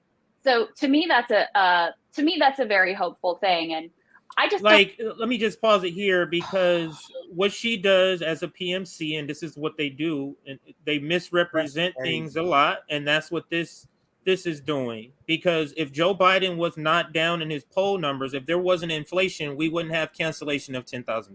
We wouldn't have it. That's right. It's a clear calculation that there's a midterm coming up, and the numbers were horrendous, like the worst in history. So that is what happened, to pretend as if they heard. Then why didn't he do it a year ago? Why didn't he do it a long Right. time ago? Why, like, cause so it's not even an accurate description to give credit to this process. You see how they do that? Like, in order to sort of give credit to standing in electoralism, they have to twist and bend the truth. This is not even an accurate So look at the perspective. Yeah. I'll be quick and we can play the rest of the video. Look at the perspective. You have Jim Crow Joe that has put 100,000 cops on the streets. You got him literally escalating World War III. You have him bombing Somalia. You got him arming Syria, arming Israel as Israel bombs Syria. But Krystal Ball is like, I'm feeling hopeful because he canceled my student loans. We're gonna be all right. He canceled my student loans. We're gonna be all right. Motherfuckers on the streets. Motherfuckers on the streets. Motherfuckers got, there's energy crisis that's about to happen. And they're like, they canceled my student loan, nigga. That's all I care about. I'm just gonna say the progressives, some of the progressive media has been misrepresenting what these loans actually do, like canceling that 10K to 20K. Nina Turner, Anna Presley have been on CNN saying that it closes the racial wealth gap. That is 100% false. The majority of African Americans don't have student loan debt. The majority of African Americans are not attending college, and they keep repeating these talking points. And I've seen Sandy Darity has corrected Nina Turner on this on Twitter multiple times. But why don't they have someone like him come on to explain why canceling student loan debt and baby bonds still will not close the racial wealth gap? Because then you get into discussion of reparations, what they don't want to talk about. So that needs to be said. They've been misrepresenting this. Some of them are pretending like Joe Biden has canceled all of it. They said he canceled student loan debt. He didn't cancel student loan debt. He canceled 10 to 20K for people that make a certain income. And they're not mentioning that part either. He also failed on his promise to Black students that went to HBCUs when he told them that he would cancel all of their student loan debt for those that made under 125K. And he has not fulfilled that. And people need to call them out on this, because I've seen multiple of them do this talking point. And you have to understand they have larger audiences than we do. And you got to look at who's in their audience. If you look at the Breaking Points comment section, it is very clear to me. It is not, there's not a lot of progressives watching Breaking Points. So Savvy, are you saying that they're spreading misinformation? That's essentially what they're doing. They're literally misleading people on what I see it, and I'm glad that you outlined like that, Savvy, because I couldn't say it better. That's literally what they're doing. They're straight up misleading people on what Joe Biden has done. Like, for a lot of people, what Joe Biden canceled, they're going to pay that in compound interest. Yes. People don't even mention this. And as we mentioned before, CJ, who are they ignoring? What do you mention all the time, Savvy? They're ignoring the poor. I'm doing that. Yeah. And I just want to I just want to make this point. That cancellation of $10,000, $10,000 to $20,000, depending on who you are, was really towards the lower ends of the PMC. That was to please them. Yeah, because they're the ones who paid back the most in student loan debt already. They don't really have that much to pay back already because they're in a higher tax bracket. So really, they probably had about a good $10,000 to $15,000 left anyway. So they're probably like, oh shit, $10,000 left. All right, great for me. Whereas the rest of us who are on the lower rungs of the economic spectrum, we probably have 30, 40,000 left, and we're still paying on interest alone. So that doesn't do bare minimum for anybody. And that's just a small number of us to have it. People like me that doesn't have student loan debt, while I'm agreeing with canceling all student loan debt because it's good for everybody and it indirectly affects me, it doesn't affect me directly. So therefore, canceling student loan debt does what for me? Yep. And doing it the way they did it is the most divisive, because studies show that canceling all student loan debt boosts the economy. Why? Because you free up the spending base of your most reliable spenders. Young people who are now doctors, lawyers, they are part of the professional managerial class who have capital. You want those people to spend capital. But then our system is so dumb, they put a lot of these people in debt. So they're not allowed to spend. So when you cancel only $10,000, you're not even getting the benefit of canceling student debt. You literally just created a divisive issue for no reason. And and if you are one of the few people that are helped by that, congratulations. But overall, this is literally counterproductive and does not even achieve the economic stimulus that canceling student loan debt will do, because people will still be in debt either way.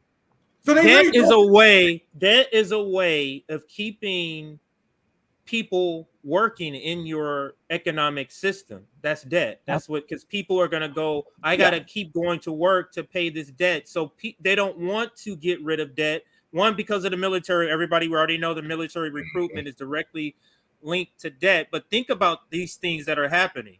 Our government knows it's intentionally trying to inflict economic pain in order to get us to take low wage paid jobs, in order for us to go to military recruitment. They're intentionally inflicting this. And that's what, to me, the lesson we need to get out of, or one of the major lessons we need to get out of this particular part, is that the mask is coming off with, no, you're not. You're intentionally trying to inflict pain. And they're saying this. They're saying it out loud. People are mentioning this about the military recruitment, for example. But let's see if we can get to maybe 10 more minutes before we switch this up, Nick. Maybe. I think we're going on. Wow, only 12 minutes. Only 12 minutes. Let's I just don't see, as I am a huge supporter of the labor movement. I think it makes a lot of sense to invest a lot of time, energy, effort, everything we can into that. But you have to have both. You have to have electoral strategy. You have to have the, labor organizing. That helps create sort of grassroots democracy, and the two things then build and feed on each other. So I think another way to characterize your framing just there, which I think is accurate, about what caused Biden to eventually bend the knee. And I do just also want to be clear that he still has not fulfilled the totality of his campaign promise. He promised to cancel all student loan debt for graduates of HBCUs and public universities making under $125,000 per year. And a lot of HBCU graduates and an enormous number of public university graduates haven't forgotten that particular promise. But the reason why he was under pressure is because there were grassroots leaders who did all the door knocking, who won Georgia, who are disproportionately Black females burdened by student debt, who have been telling the administration that there are real electoral consequences at stake here. And I would argue that if it is the fear that you might lose, if it is the fear that midterms are going to be an even bigger bloodbath, if it's electoral consequences that are ultimately moving Biden's hand, it's not clear to me that it makes sense to say that a third-party candidate with the power to, yes, have the spoiler effect isn't exactly what's necessary to get the best outcome, especially when you're talking about you're weighing the pressure of a third-party campaign and getting Biden to come to the table and do what he needs to do against an insider run for presidency, which I would love to be effective, but we've now seen Bernie Sanders, a preternaturally capable candidate, better positioned than almost anyone I can imagine. Certainly anybody else that I could be thinking of right now in this historical moment, still trying, beating out everybody in fundraising and losing. And I really take the point that there is a certain impossibility to the idea of running as an outsider, but only if you think of the only gain being getting into 1600 Pennsylvania Avenue. This is the point that we make all the time about third parties. Stop framing it in the way that electoralists do, which is wins. That's not how third parties historically have had power or have had leverage. It's just simply extracting enough people away, like what Jill Stein did, right? Like with Jill Stein and the other third party, but extracting, like she got up to 7%. Like it's extracting enough votes so Joe Biden or whoever's running will have to go, in order to get those Green Party voters, we need to do this. Yeah. Just like what Bernie Sanders did, but you can do it on a larger scale if you're third party. So that's the point that I think you wanted. But go ahead. I think Sabi wanted to jump in. Yes, Sabi. I just want to say something about, I think it's good Krystal brought up the labor movement, but I do want to add something about that. And JB can probably attest to this more so than I can. The labor movement doesn't help people who are disabled. This is why you can't just focus on people who are unionizing at their jobs, and you can't just focus on electoral politics. My mom is disabled. Okay, so her check is very small. She applauds all the labor efforts, but she is not going to benefit from that. So how do we help the people who cannot work because they are disabled? How do we help their financial situations? How do we help their situations in reference to healthcare? In other ways, we need to do that, right? That is not being done right now through the system that's in place, and it's not being done through the progressives that have gotten into Congress, and for people like Bernie Sanders, who at the end of the day continues to applaud Joe Biden and tells you to support Joe Biden. Rokana, you can add him to that list too, because he made multiple excuses for Joe Biden and for the squad members. So what about the people who are not a part of labor? How do you help them? Thank you very much. Great question. Go ahead, JB. No, I just want to thank you, Sabi, for bringing that point. Because the thing is that if you look at, if I'm correct, I think it was Joe Biden's policy and then Bernie Sanders' policy for disability benefits and Social Security. They both were expanding it. They both had a policy of expanding Social Security at the same amount. Nothing was different between Bernie Sanders or Joe Biden. And trust me, I read the policies. So the thing is number one, for people like myself, what do we do? Like, and I actually had, Michelle on earlier, who's a disability advocate and activist, on my show. And that's one of the points that she brought out is that, yes, labor is, the linchpin on which everything will, happen. But what about those of us who are considered invisible within this country? What about those of us who basically, especially the PMCs and especially the wealthy, they don't want to see us. Besides the homeless, the disabled, they're like, yeah, you go off the path, and especially the older people who are poor or people who don't have much, they're like, no, you go off the pasture. We don't want to see you. And so for people like myself, as well as, people who are going through this, who are elderly, what about us? Because an elderly person who has, is outside of the system of labor now, what about them? And so I think, you need somebody who actually pinpoints the fact that pinpoints that either an outside system or like outside the system, like an organization or a third party or independent candidate. So if you have that, then maybe, just maybe, but that hasn't been addressed. That hasn't been a focal point at all within the Democratic Party. So if you're going to sit here and go, well, we're, doing it through the labor movement. It's like, okay, yeah, but you're forgetting. It's just like people like Krystal forgetting us Black people, right? As she adds Ryan Grimm and the other white, they just added 2 more white people. They just add white people left and right over there. It just go ahead. There's nothing. Like, Black people. There's disabled people. There's nothing in this entire conversation about mutual aid, which actually does help people. I just got back from Camp Dada, meeting activists from across the country who are actually working in their communities and are doing really well with this. And they've gained a community, a sense of community with people where they know how to help people and the needs that they want. Why are they not mentioning that? Why are they not? Like, to CJ's point, look at who's been added to Breaking Points. Who on that network is speaking about mutual aid and direct action? Who? If they're mongering over China, that's their focus. How many of the people on that screen have invited Camp Dada organizers on to actually talk about Camp Dada? I ain't gonna talk about nothing less. Just saying. They're trying to keep people where they are, so when these primaries come, they be able to sell them that bullshit. Yeah, let's get through this video. Let me say though, even on this student, just if we focus on student debt, why did Biden take that position in the primary? It's because he was going to lose the primary if he didn't.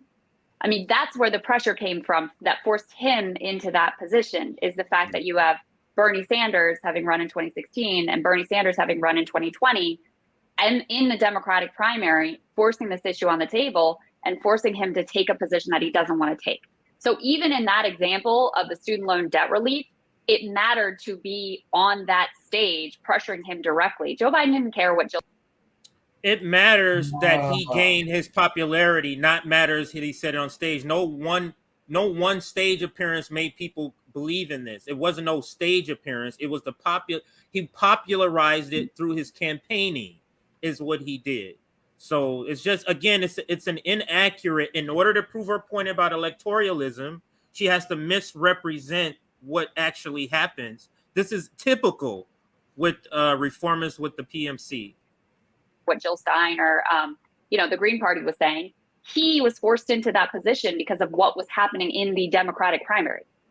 Not what was, oh my God. No, there is an interesting question whether or not Bernie Sanders, had he gone rogue in 2016 or gone rogue in 2020, whether he would have had a greater or lesser effect. And I think that before Bernie lost in 2020, the arguments against third parties and people operating outside of the Democratic Party were a lot stronger. In a world where we had such a capable candidate that still was derailed, all of the kind of like, this is the serious person's way to do it kind of arguments, all of the, you just got to do it within the Democratic Party arguments, they lost a lot of teeth as far as I'm concerned. You have to be able to show, and look, I adore Marianne. Now, if you notice, I think Sabby and JB wasn't here. You notice her reaction. She has a tail. There's 2 times she has a tail. This is another tail she has previously when they were talking about about Nina Turner and how it was a fantastic critique and she didn't want to answer it. So she just did the, well, in the perfect world kind of argument. But you see here, she starts to squirm a little bit with this particular they all do. Operating outside of the Democratic Party were a lot stronger. In a world where we had such a capable candidate that still was derailed, all of the kind of like, this is the serious person's way to do it kind of arguments, all of the, you just got to do it within the Democratic Party arguments, they lost a lot of teeth as far as I'm concerned. You have to be able to show, and look, I adore Marianne. That's the tail. But it is going to be, it is almost as difficult to imagine a real victory there, in the same way as it is difficult to imagine a victory by any of the third party candidates that I've admired and voted for. Before we get what she says, the point that she's making is that it's difficult for her. It's just as difficult to see Marianne Williamson win as the presidency as a third, and Krystal disagrees with that. And my point to this is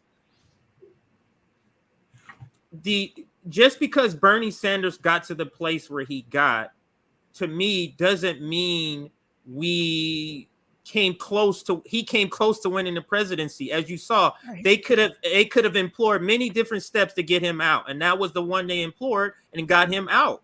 So whatever the case may be, it would have been that person would have got out. This is a corrupt organization, corporation, and through legally they are able to lie and then put in place whoever they want into this position. New York Times headline. I pass right to you, JB. New York Times headline: Democratic Party willing to risk permanent party damage in order to stop Bernie. Bernie lost, but if he would have won, you guys think there's zero chance they would have gave it to him. But go ahead, JB. Okay, so if the Democratic Party, if their goal was winning, they literally had somebody that was willing to forego voting for Trump to go to Bernie. You literally had Republicans, MAGA, that was willing to stop voting for Trump and go straight to Bernie. And then you mean to tell me that, by the way, Marianne Williamson is not as beloved as Bernie was. No. Let's set that straight. So that being said, because of that, you mean to tell me that you have more faith in Krystal Ball? I'm sorry, Krystal Ball has more faith in Marianne and what she's trying to do. But Bernie basically got it, I say, stripped away from him. Because remember, and I think a lot of you remember that there was a meeting in New York in the beginning of 2019 where they actually met to stop Bernie. And people like Pete Buttigieg and Hillary Clinton were actually there in audience to stop Bernie Sanders.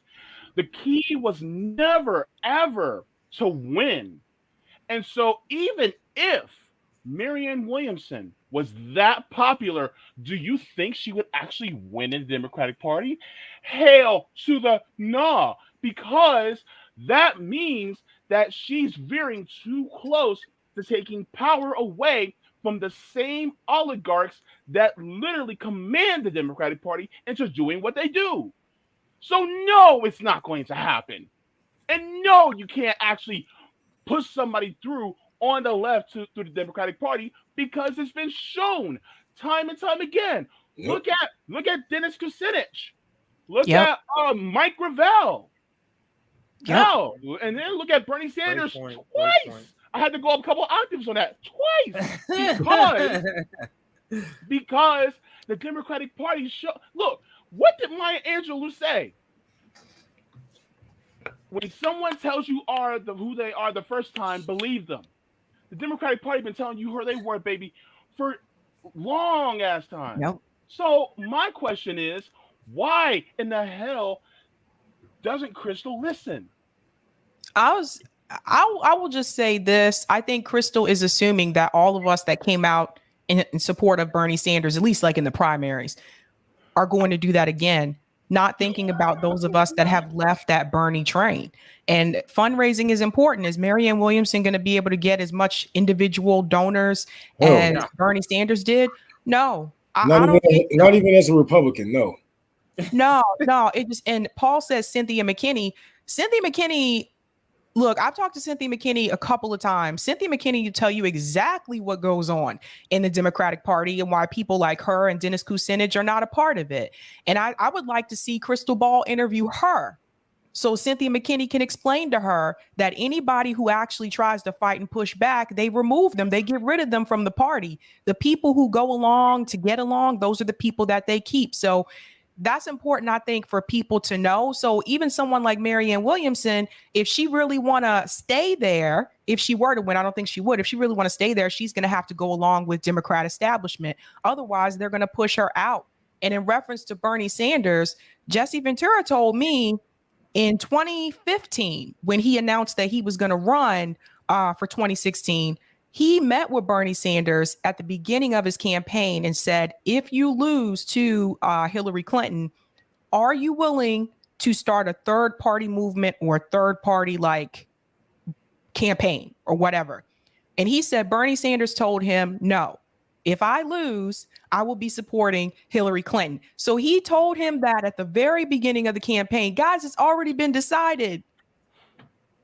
And if I'm like, if she wholeheartly believed this, Krystal, if you ever get to watch this, I know y'all probably watch us in the back room, probably pissed off somewhere, but you are insane.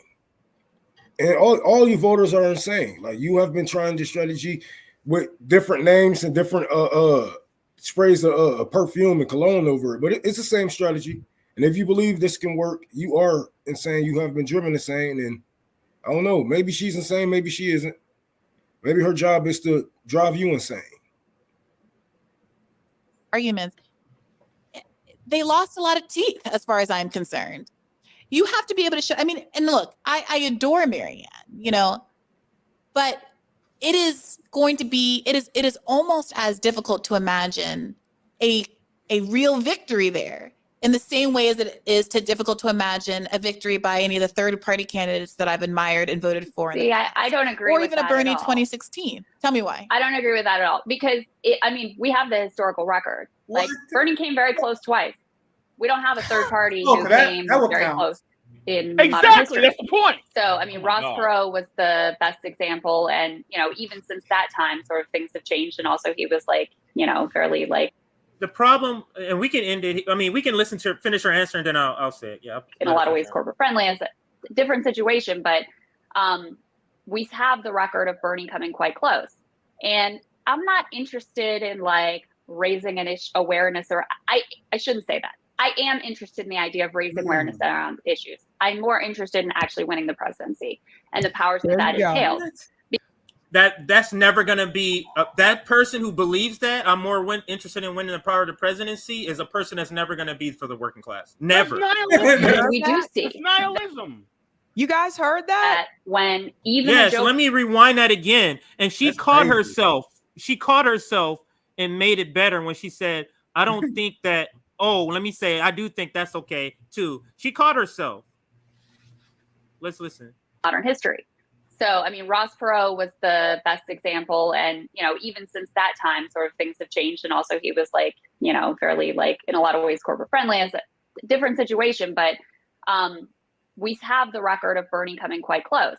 And I'm not interested in like raising an awareness, or I shouldn't say that. I am interested in the idea of raising awareness around issues. I'm more interested in actually winning the presidency and the powers that entails. Because we do see that when even a Joe Biden decides, they're just interested in power. She had it right the first time, CJ. When she caught herself, no, she had it right the first time. That's really what she means. Yeah, that's really what she means. They don't care they want power. They don't care any tremendous powers in that office. We saw that also with Trump, who we got lucky was like too incompetent to actually really wield the power. But if you look at the work, for example, I think David Dayen does the best work on this over at the American Prospect, of all of the actions, the executive orders that, forgetting Congress, the president could take to help provide people with, drug pricing relief and which he doesn't healthcare and all of those things. To me, it's really important that we try to actually get someone in the White House so that we're not just like pressuring around the edges on this issue and that issue and settling for half a loaf like we are right now with student loan debt relief. I take the point that, maybe there's a third party route to pressure on one particular area or the other. Although, frankly, I think that has mostly come from grassroots organizers and within the Democratic primary context. But if your goal is to win the White House, I don't think that the obstacles are comparable. I fully acknowledge there are a million obstacles within the Democratic Party. They don't want you to succeed. It's very difficult. They will try to rig it against you like they did to Bernie in 2016. All of that is 100% true. Third party in American political context, given the way that our voting system is right now, it's just not set up to succeed. Yeah, it's not. It's weird because go ahead. And I'll add this. She said like they'll rig it like they did to Bernie in 2016. They rigged it in 2022, Krystal. Not just 2016. Let's not pretend like, come on. Like, to me, that was very clear. A mask off moment, I think, for Krystal, which is what I think I've been trying to tell you guys about her for a while. She let the cat out the bag. Her only interest is winning the presidency. And that is where her focus is. And everything else is not of interest. So that should be a red flag to everybody watching. Look, so all the executive orders, because she basically said, just because of all the executive orders the presidents can do, that's good enough. So let's say Bernie wins and he does all the executive orders. You know what none of those executive orders are going to touch? The poor and the working class. None of those executive orders are going to touch the things that group of people need. None of those things. They're never fighting. They're never doing a strategy that helps the lowest people. They're never doing that. When you mention that type of strategy, it's like, oh, let's do something else. Go ahead. But the crazy part is, this is the same person, and they even reported on it when she was on Rising. Remember, back one of the last primary debates, when they all asked every single candidate whether the primary candidate who has a plurality of votes should move on to become the nominee, everybody except for Bernie disagreed. They all said, no. We should let the Democratic Party itself, within its little, back room, basically decide who's the nominee instead of it being a plurality of votes and that person going on to become the nominee. And here's the crazy part. You mean to tell me that after seeing that, you're still game to go through the Democratic Party? I'd rather take my chances either with an independent or a third party candidate, because at least we can work on the outside to make pressure so that things will change. You're And not you going to s- sit here and tell me that after watching them basically kill Bernie Sanders' chances of becoming the president of the United States. Because here's the crazy part. And what was everybody saying back then? They said that they were more afraid of Bernie Sanders becoming president than Donald Trump becoming president. You don't think they wouldn't do that again? Yeah, especially if somebody was actually progressive. But we know Miss Williamson isn't. Don't have a progressive bone in her body. But and you can tell how out of touch Krystal is with the working class and the actual left, because we're not even talking about, you know what I'm saying, like even if a lot of people is talking about running third party or voting for a third party candidate, we know we're not going to win. We are focusing on building power, building community. If you was actually listen to the left, this is what we talk about: building power. You know what I'm saying? A power structure to hold pressure against these people, because we have voters in the bag. We can make, you know what I'm saying, news headlines, et cetera, et cetera. You know, these people are just out of touch, and I guess it paid her well for it. But if she really believes it, she's insane. Sabby and I will be taking off in just a few moments, but before we do that, hit the like button. Let's get some more people in the chat. I think we're at 600 or a little bit above 600 people watching. So let's hit the like button before I go. I'm gonna be coming back.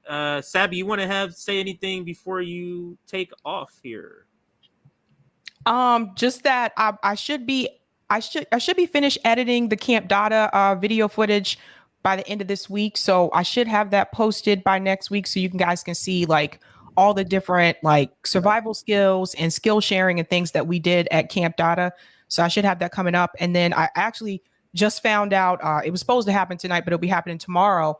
I am going to interview Chairman Amali from the African Socialist People's Party, part of the Uhuru group. So he'll be on tomorrow. So it'll be a special live stream, because I don't usually stream on Wednesday nights, but he'll be on tomorrow night. And, you know, he kind of feels similar ways in reference to like the Democratic Party, that should not, electoral politics should not be our first go-to. Like that can be something that you add along with it, but he's going to talk about like what they've been doing to help people in their community. That sounds freaking awesome. Great. That sounds great. I'm like I said, I'm gonna take off, pick up my daughter, and I'll be back. I can take it from here. And, yeah, so I'll pass it to you, Nick. What was that? I just said I'm gonna pass it to you. We're at 555 likes. Can we push that to 600? And then you were gonna say this Friday, you and Sabby are doing what? Yeah. So me and this, as I said earlier, for people who watch the stream now, this Friday we got a super panel. The Convo Couch RBN collaboration stream, because what they didn't talk about in that earlier segment was how our elections are rigged. And Dark Brandon, Jim Crow Joe, I prefer that nickname. You guys not creating a new nickname for me. Yeah. I'm not letting you trick me.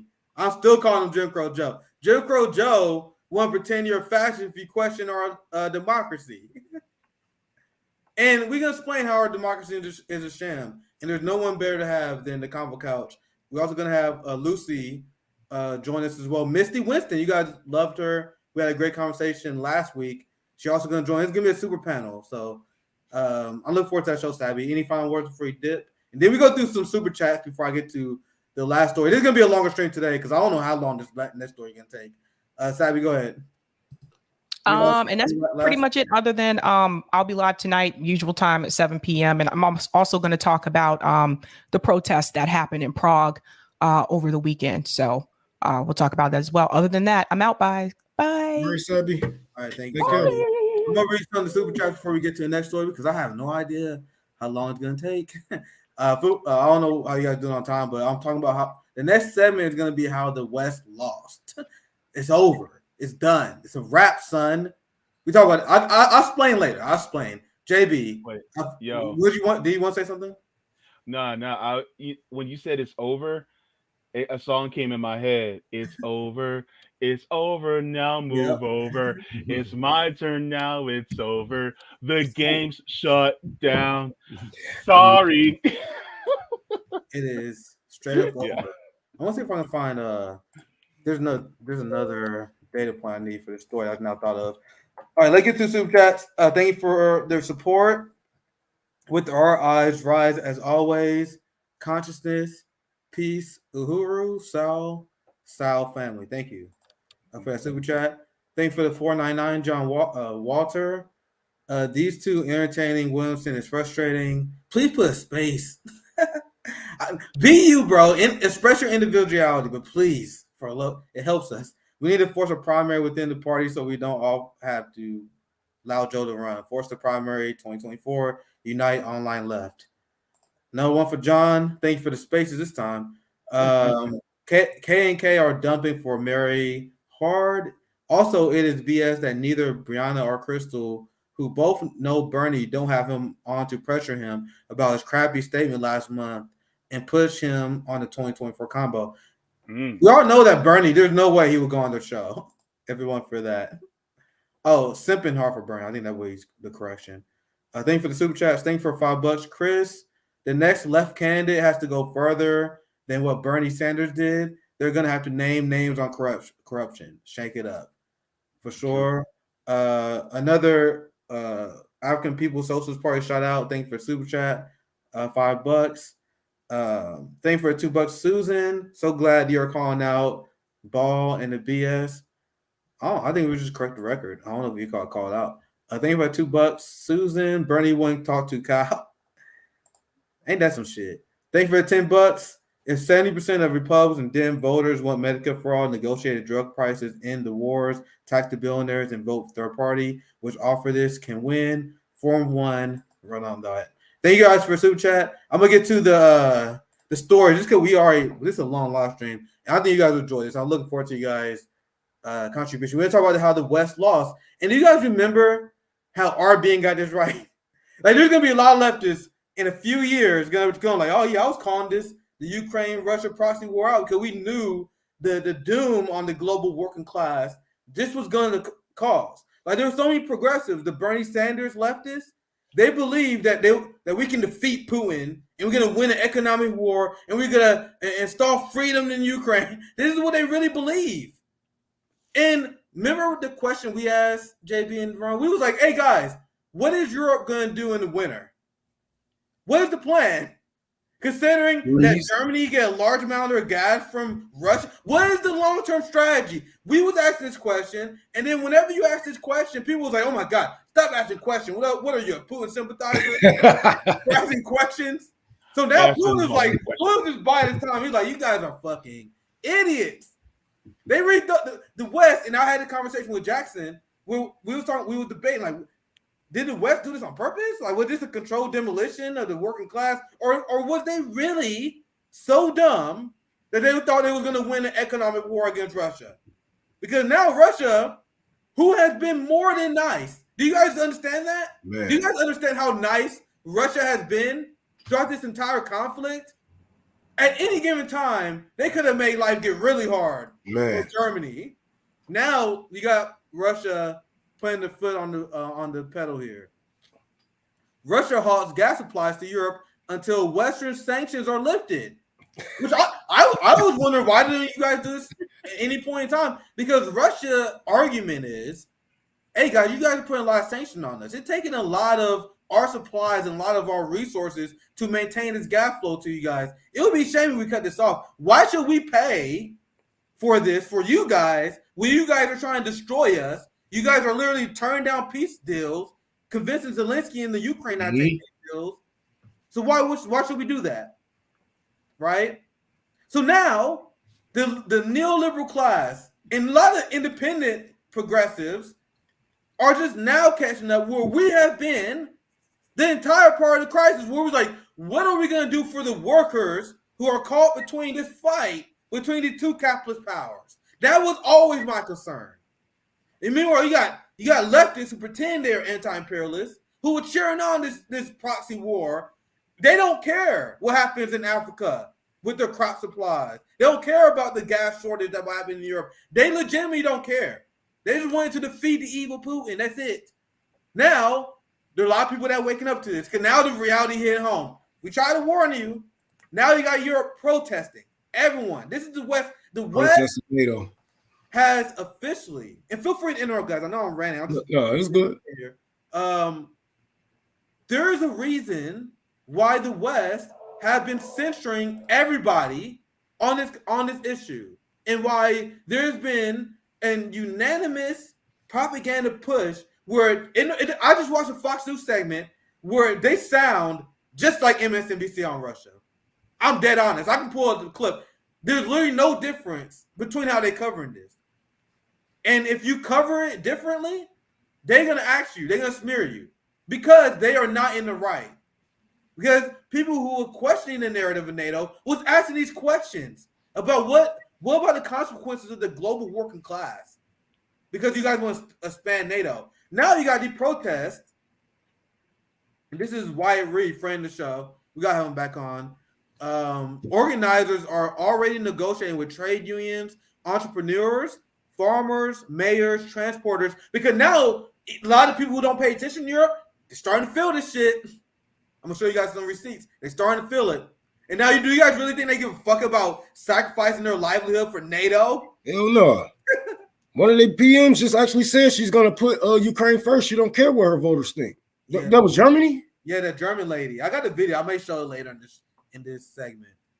But this is the messaging that you see from the establishment. Look at the last part of the tweet. The prime minister calls them extremists against just interest, and they blame these protests, and this is the message you see from the establishment, on pro-Russian disinformation.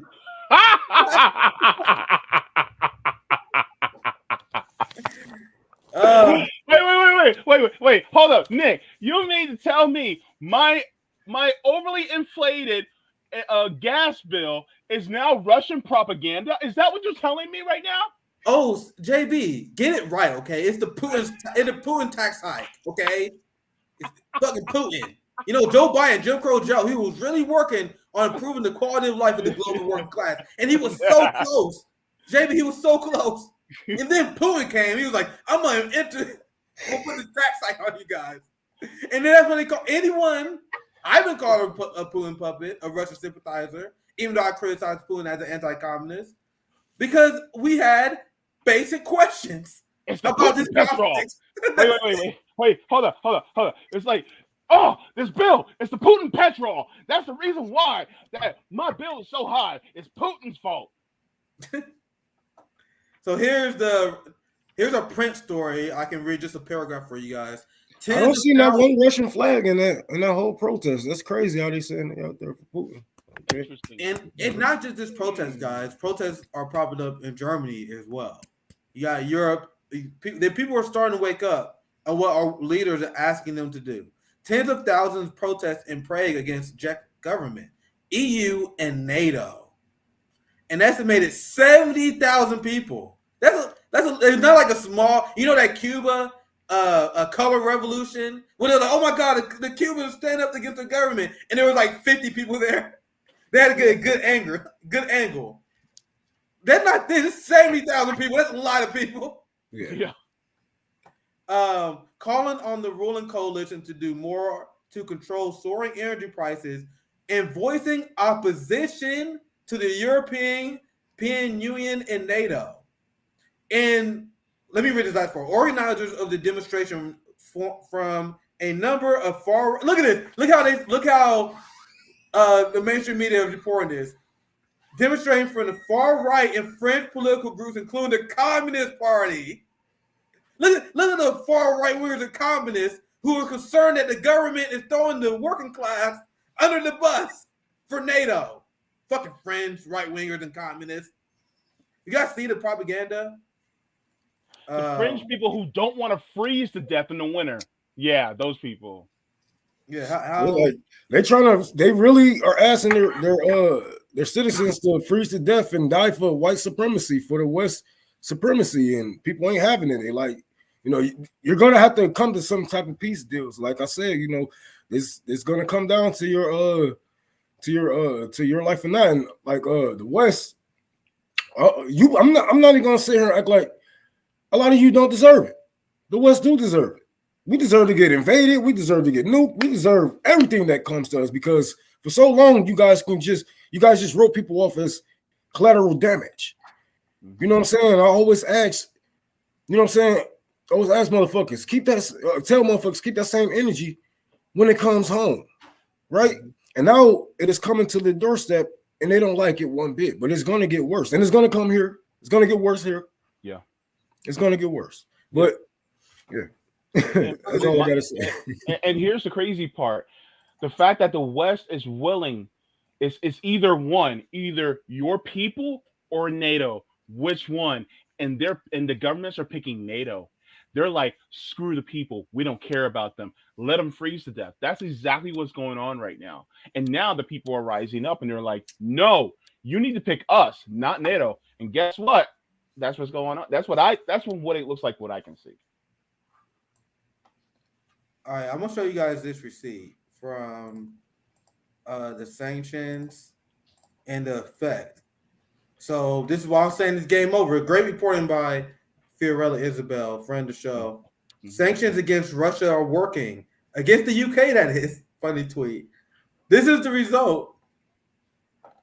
Does this look like a successful war to you guys? Hell no. If you guys can see, let's see if I can make it a little bit bigger.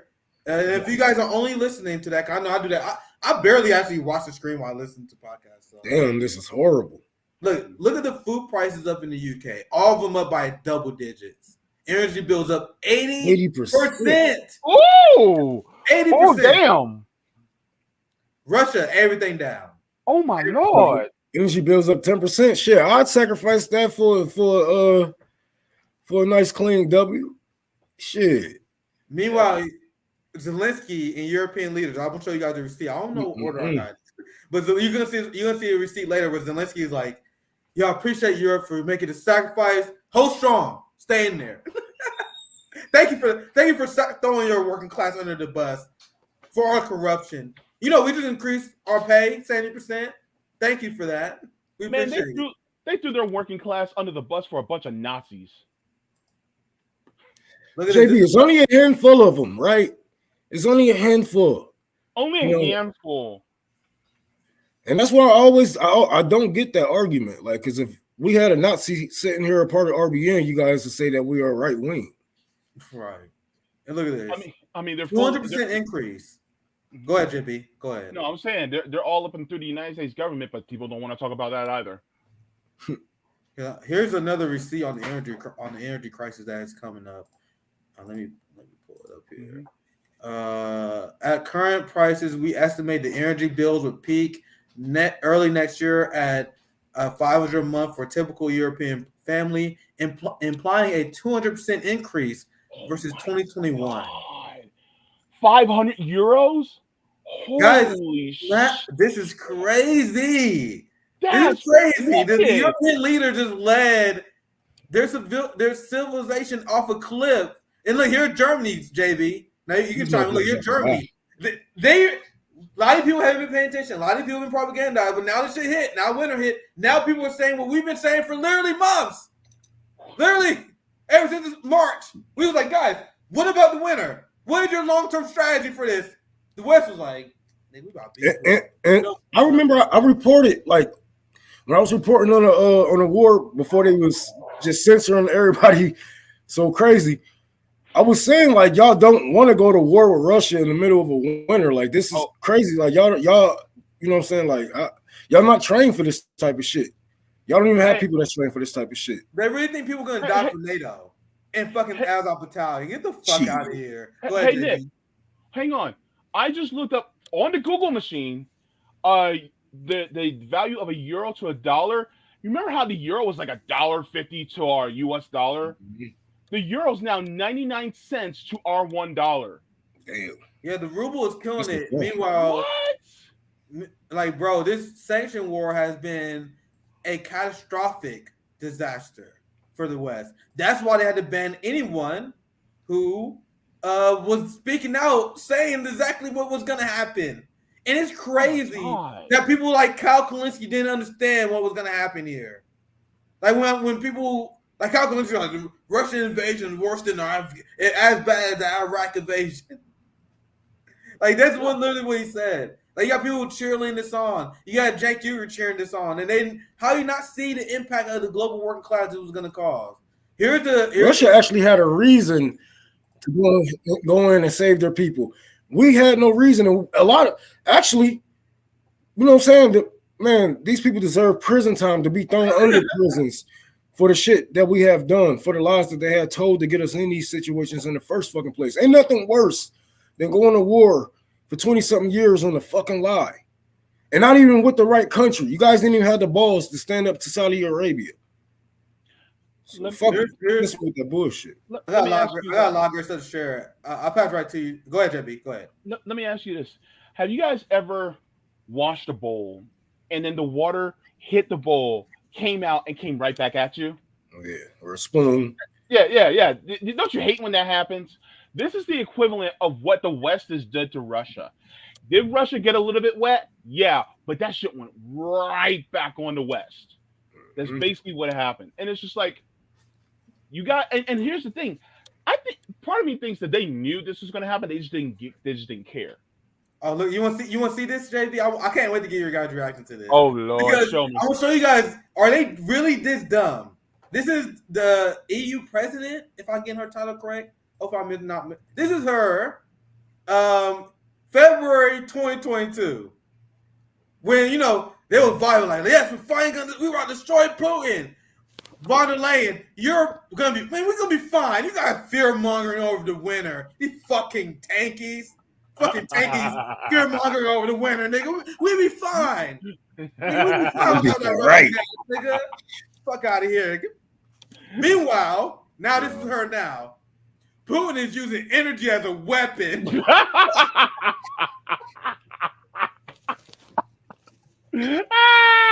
Yo, at first he was like, nigga, we don't need Russian energy, nigga. Fuck y'all. Nigga, we going to war. I don't give a fuck what y'all say. Then now she's like, nigga, Putin using weapon as an energy, cutting supply, manipulating our energy markets. And guys, I was like, God, I can't believe Putin didn't do this earlier. Bro, I would have cut off all their shit. I don't like y'all, all the shit that they talking about me, y'all having all these back room, even on TV. Talking shit about me, man, I would have been like, cut that oil off so quick. They were still playing nice with them. He's been way too nice. He's been way too nice because that is the reason why people like me not in the positions of power. I would have. Hey, you want to play? We can play, and we're gonna see how long it takes for your for the population to eat up the governments around them. Because when they see that, you guys aren't trying to come to some type of peace deals or. You know what I'm saying? Trying to do your job to actually govern, and you're trying to figure out a way to capitalize off of this.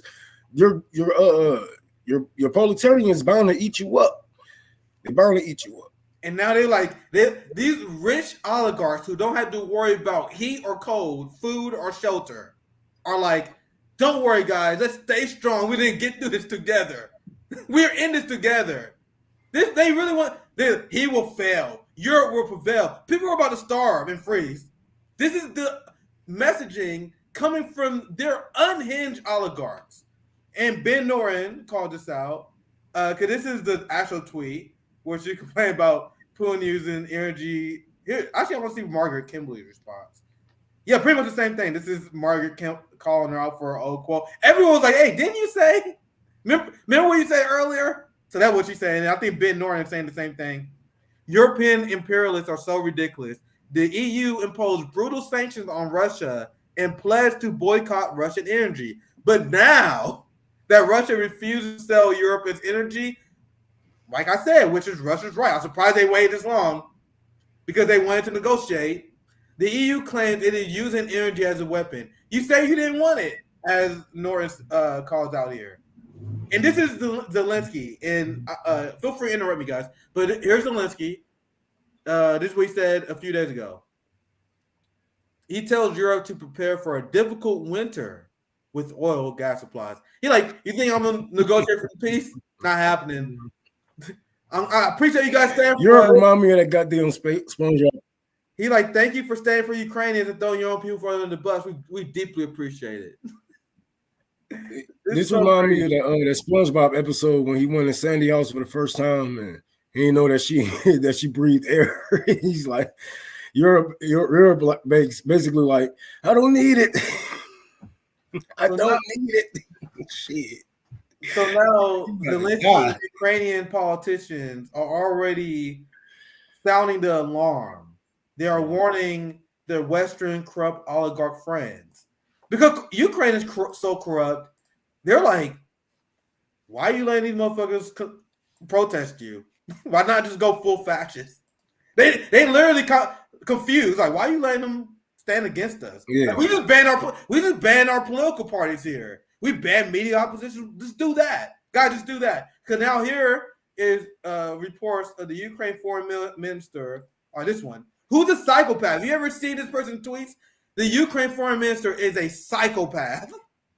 But anyway, the Ukraine foreign ministry has called for EU countries to outlaw opposition protests and rallies for the duration of the war as discontent over energy prices grow. So once again, remember, Ukraine is the most corrupt country in Europe. So they're looking at your European allies like, why are you guys allowing them to protest? What the fuck are you doing? Yeah. This ain't no fucking democracy. Cut out the democracy. We don't need it right now. We're trying to take over the world, guys. What are you doing? They advocate for peace. Under control. Advocate for peace by sending weapons. Promoting democracy by using rank authoritarianism. That is the West in a nutshell. Is that funny? Wow. And I'm going to show you this. I saw this earlier today. I didn't know if I was going to fit it in the segment, so I thought I'll just do it here. This is the insane oligarchs that are supporting the Ukraine war.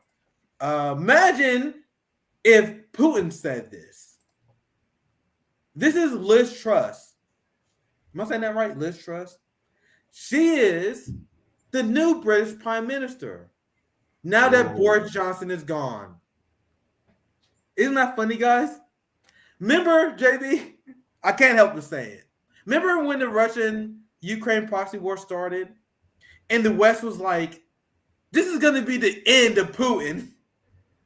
Ever since then, you had Boris Johnson resign, Joe Biden historically unpopular, Emmanuel Macron lost his majority, and you literally have protests in Germany.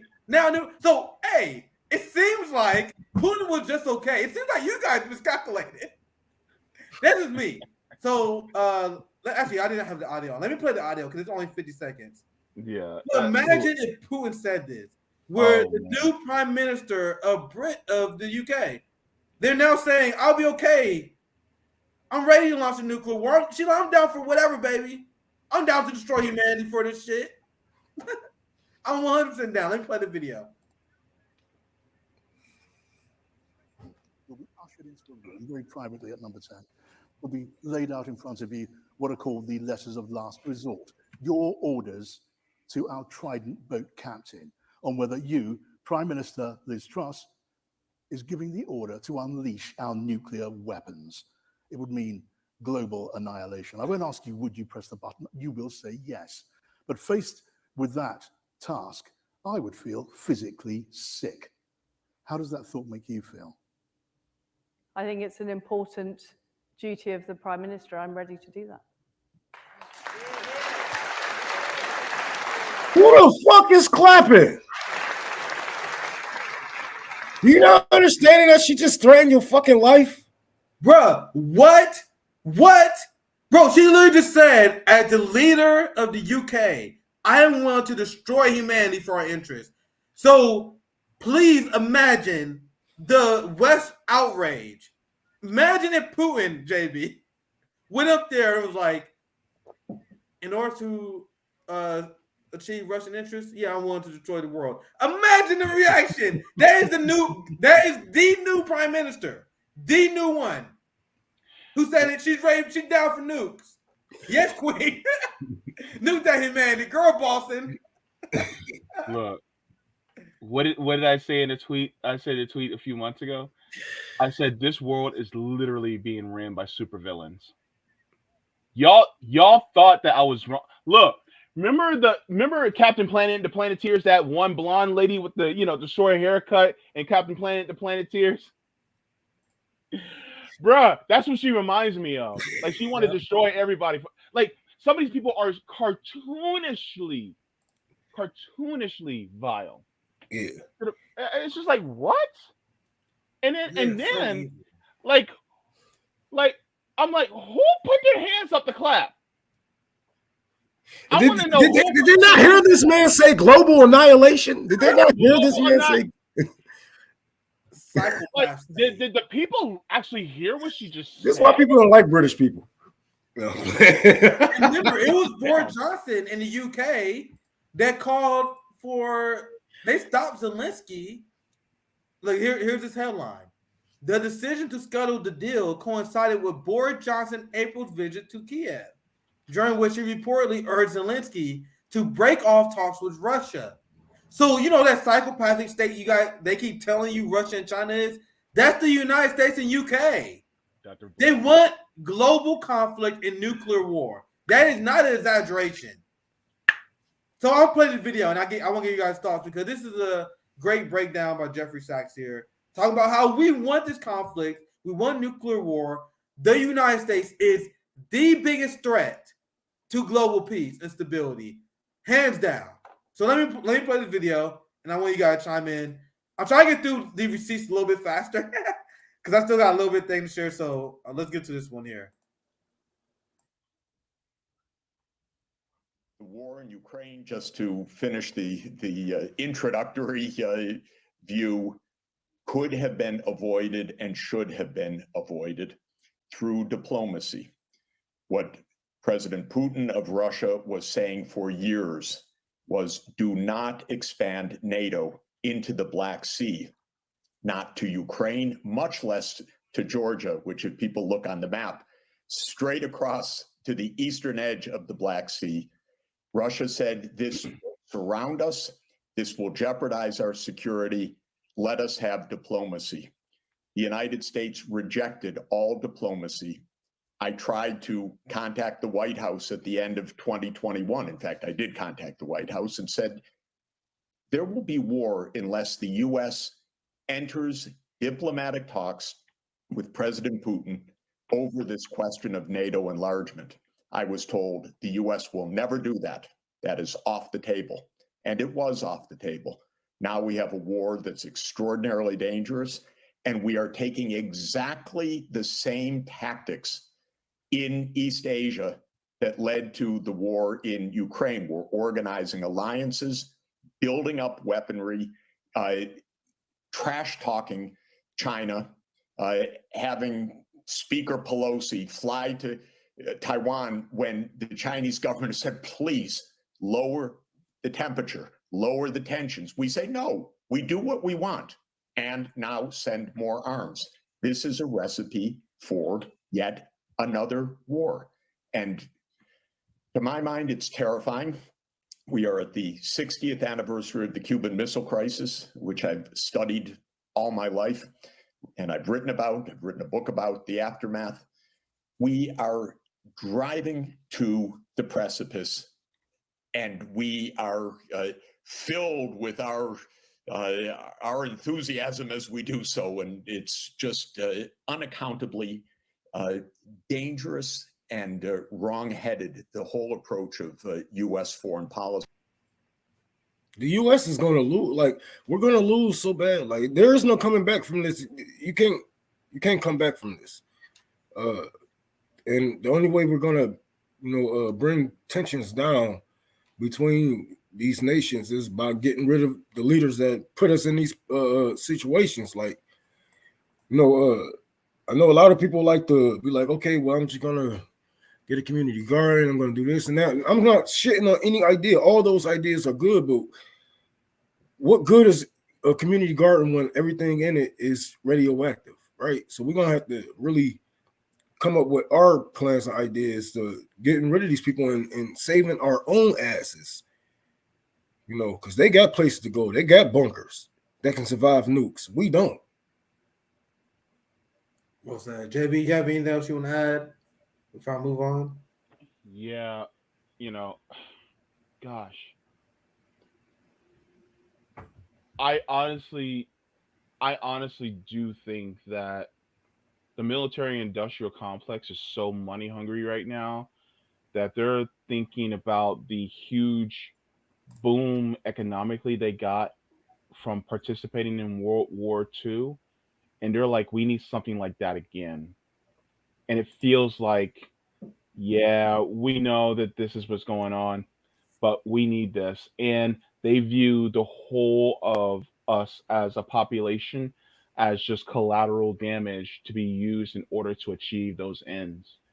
And really is the most vile evil I've ever seen in the world myself. It And is. mirror and trying to, because they could just let diplomacy take over, but they're saying, you know what? No, we don't want diplomacy to take over, because if that because that means that we're not going to be able to do the money making scheme, in the military industrial complex that we really want. So we're telling our servants, the government, to say no, you can't. And so now we're going to go after the rest of these people who you know who are trying to no don't want to do this, but now they're saying no, but the military industrial complex is like, no, don't listen to a word they say, keep going forward. And then even if we have to force their hand to do anything militarily, that works in our favor as a military industrial complex in order to make more money. Yeah, well said, JB. So, Rome, you have anything else you want to add? Because I'm gonna cover the rest tomorrow. Yeah. I actually gotta go. Rome, anything else you want to add? I gotta go too. I'm about to get my feet done. But I just wanted to add that it's a reason why that America, the U.S. don't join these organizations around the world that hold billionaires and people in the military industrial complex accountable. Like this will really shift the power here in America, and that is one thing that they are willing to lose right now. As you can see, that they are all Hail Marrying. The West are basically doing a Hail Mary with Russia, China. They have no plans to actually conquer any of these countries, and if they were to actually conquer Russia in some way, China will step in because they are brothers. Africa will step in because they are neighbors. This doesn't just stop with Russia, and if they were successful in Ukraine and got in Russia through Ukraine, just like how they're trying to do to Napoleon, it's gonna be a hell of a payback. It's gonna be a hell of a fight, and I don't see them winning. They actually had the military actually do plays on if we went to war with China, if we went to war with Cuba, et cetera, et cetera. And we lost every time. We lost against Russia. We lost against China. So they have no real plans to win. They just have plans to capitalize and make money off of weapon deals and et cetera, et cetera. All you guys are just collateral damage. Yeah. Yeah, well said. JB, what's coming up for you in terms of channel? Anything you got coming up? Yeah. In fact, at 9 p.m. Eastern tonight, I will be having on independent presidential candidate John Stasevich on my channel. We're going to be talking about why he's running as an independent, what policies that he sees as best for the United States, as well as, what the best course of action is. And so this is going to be a really interesting discussion. Him and Eric T. Red is going to be joining me for this discussion at 9 p.m. on my channel. So I hope that you all gravitate over to my channel to actually hear this in-depth discussion. I think it's going to be really good. So, and then on top of it, on my channel, I'll be doing the continuation of reading of Theory of Dirty Choose by Michael Parenti, as well as Blood in My Eye by George Jackson. I'll be doing that later this week. So stay tuned on my channel. Yeah, make sure you guys check that out. Rome, anything you got coming up? Anything you want to shout out before we bounce? Shit. Oh man, I gotta be on here tomorrow, I believe, and I'm still doing the giveaway. And what's today's date? Shit, 4 days. So 4 days we doing the giveaway. 800 backpacks, school supplies, snacks. I got 2 bounce houses that's gonna be there. I'm still trying to work on the gaming trailer. It's almost impossible. Them things are like celebrities in the fucking hood. You barely see them, and they hard to get. So at your party. But we got the 800 backpacks, and I'm trying to do something. I'm going to be doing something for Jackson, Mississippi soon. As soon as I'm done with Detroit, we're going to be raising money for Jackson, Mississippi, sending water down there to some comrades down there, and hopefully we can get a revolutionary message down there with the water also. Yeah, well said. CJ, we were just wrapping up. I actually got to bounce. Yeah, I'll take over because I got another story I wanted to. You got another story? All right, cool. Because for me, excuse me. The only announcement I really have is make sure I want a big shout out for our Friday stream. We got a super stream, RBN Convo Couch on Friday. We're gonna talk about election integrity and how our democracy is rigged. We're gonna compare that to other countries. Make sure you guys stay tuned because CJ actually has another story for you guys. Thank you guys for tuning in. Actually, I got to bounce out though. Thank you guys for watching. Make sure you guys subscribe, like, share, and everything. Did y'all already give y'all shout out? Rome and JB, y'all already give your shout? And if you want to donate, type in Tour for the Poor in Cash App and Tour for the Poor in Venmo. I forgot what the hell the PayPal was. I stopped using PayPal really, but I still have the app somewhere around this motherfucker. But I think it's Unholy Rome 6 or something like that. But don't send it to PayPal. Send it through Venmo and send it through Cash App because PayPal will hold that money. They will hold that money. Dang. I didn't know PayPal was like that. All right. So all I wanted to cover, I mean, you two can stick around or head out if you wanted to, but I did want to cover the Trump story, the story on Trump, the judge in the Trump case giving him the win and awarding the case to the special master. So just a quick story, but I do want to be able to cut this for the next as a separate segment. So let me bring up a couple of here goes the first one. This is going to be Fox News's coverage of this story. So let me. I'm about to get out of here and go eat. Go ahead, Ron. Absolutely. So let's listen to Fox News cover the news of the judge awarding. I don't know if the right word is awarding, JB, but he granted Trump's request to assign this case to a special master. So let's listen to Fox News's coverage of that. We're going to take a break for a Fox News alert. A federal judge on Monday granted a request by former President Donald Trump's legal team to appoint a special master to review documents seized by the FBI during a search of his Florida home last month. David Spunt, live with the breaking news. Hi, David.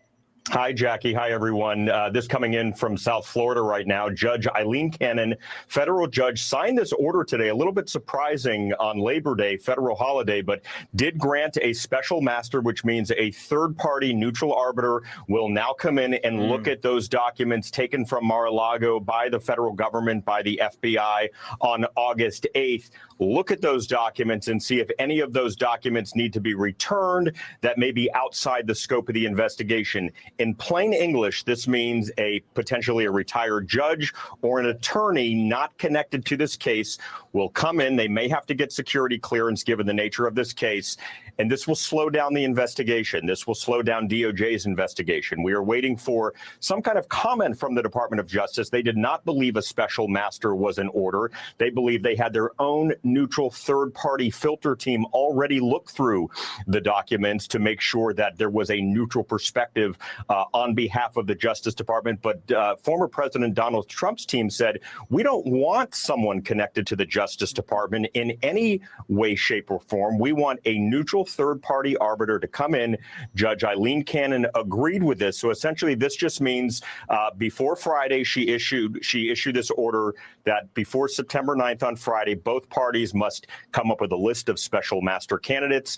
So again, in plain English, this slows down the investigation. This is a victory for former President Trump's legal team. It doesn't mean the investigation is over, but certainly it stops DOJ in its tracks because also, Jackie, it mentions that both parties, including the Department of Justice, should stop looking and using evidence as part of its investigation, while at the same time allowing Director of National Intelligence Avril Haines complete her review. She's doing a separate review, looking at possibly labeling the classification of all of these documents. So that will continue.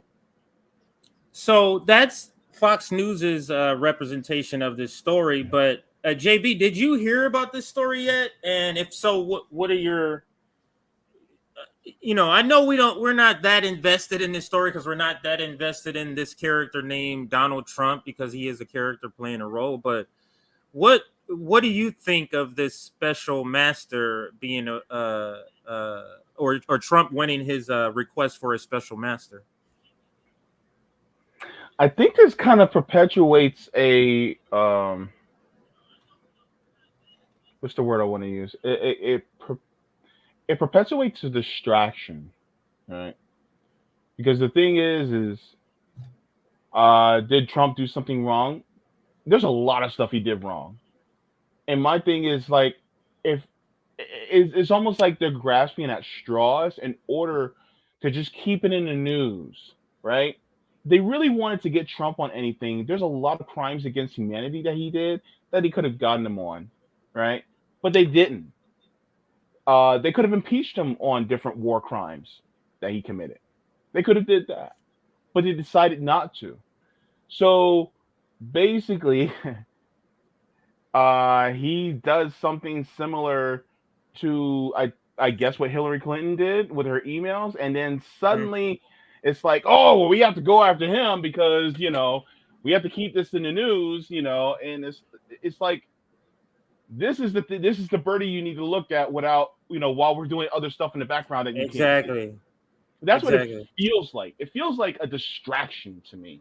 And it feels like something that keeps the ratings up in CNN and MSNBC too. Because that's their golden goose was Trump. It was just like, oh, we got to keep talking about Trump because our numbers are going down. And it's like, no. He's no longer in the White House. You have the blue Trump in the White House now. His name is Joe Biden. And my thing is are they actually going to get Trump on anything?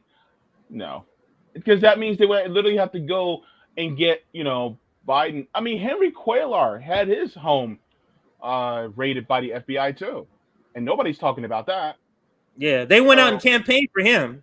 And he was under investigation. So let's listen now to CNN's coverage. I kind of wanted to get Fox's version, CNN, and then we'll get one last kind of take on what's happening with this. But so this person tweets out, Trump appointed a federal judge. They want to make that a point. Liberals are making a point that this judge was Trump appointed. Okay. Gives Trump his special master. This now delays the investigation, which is exactly what Trump wanted. So let's listen to how Fox News, I don't know if they broke the story, but I was watching this newscast right when the news came out. So let's listen. Judge has approved Donald Trump's request for a special master to review materials seized from his estate in Florida, Mar-a-Lago. CNN's Kara Scannell is live for us with the breaking details. Kara, what stands out to you in this decision?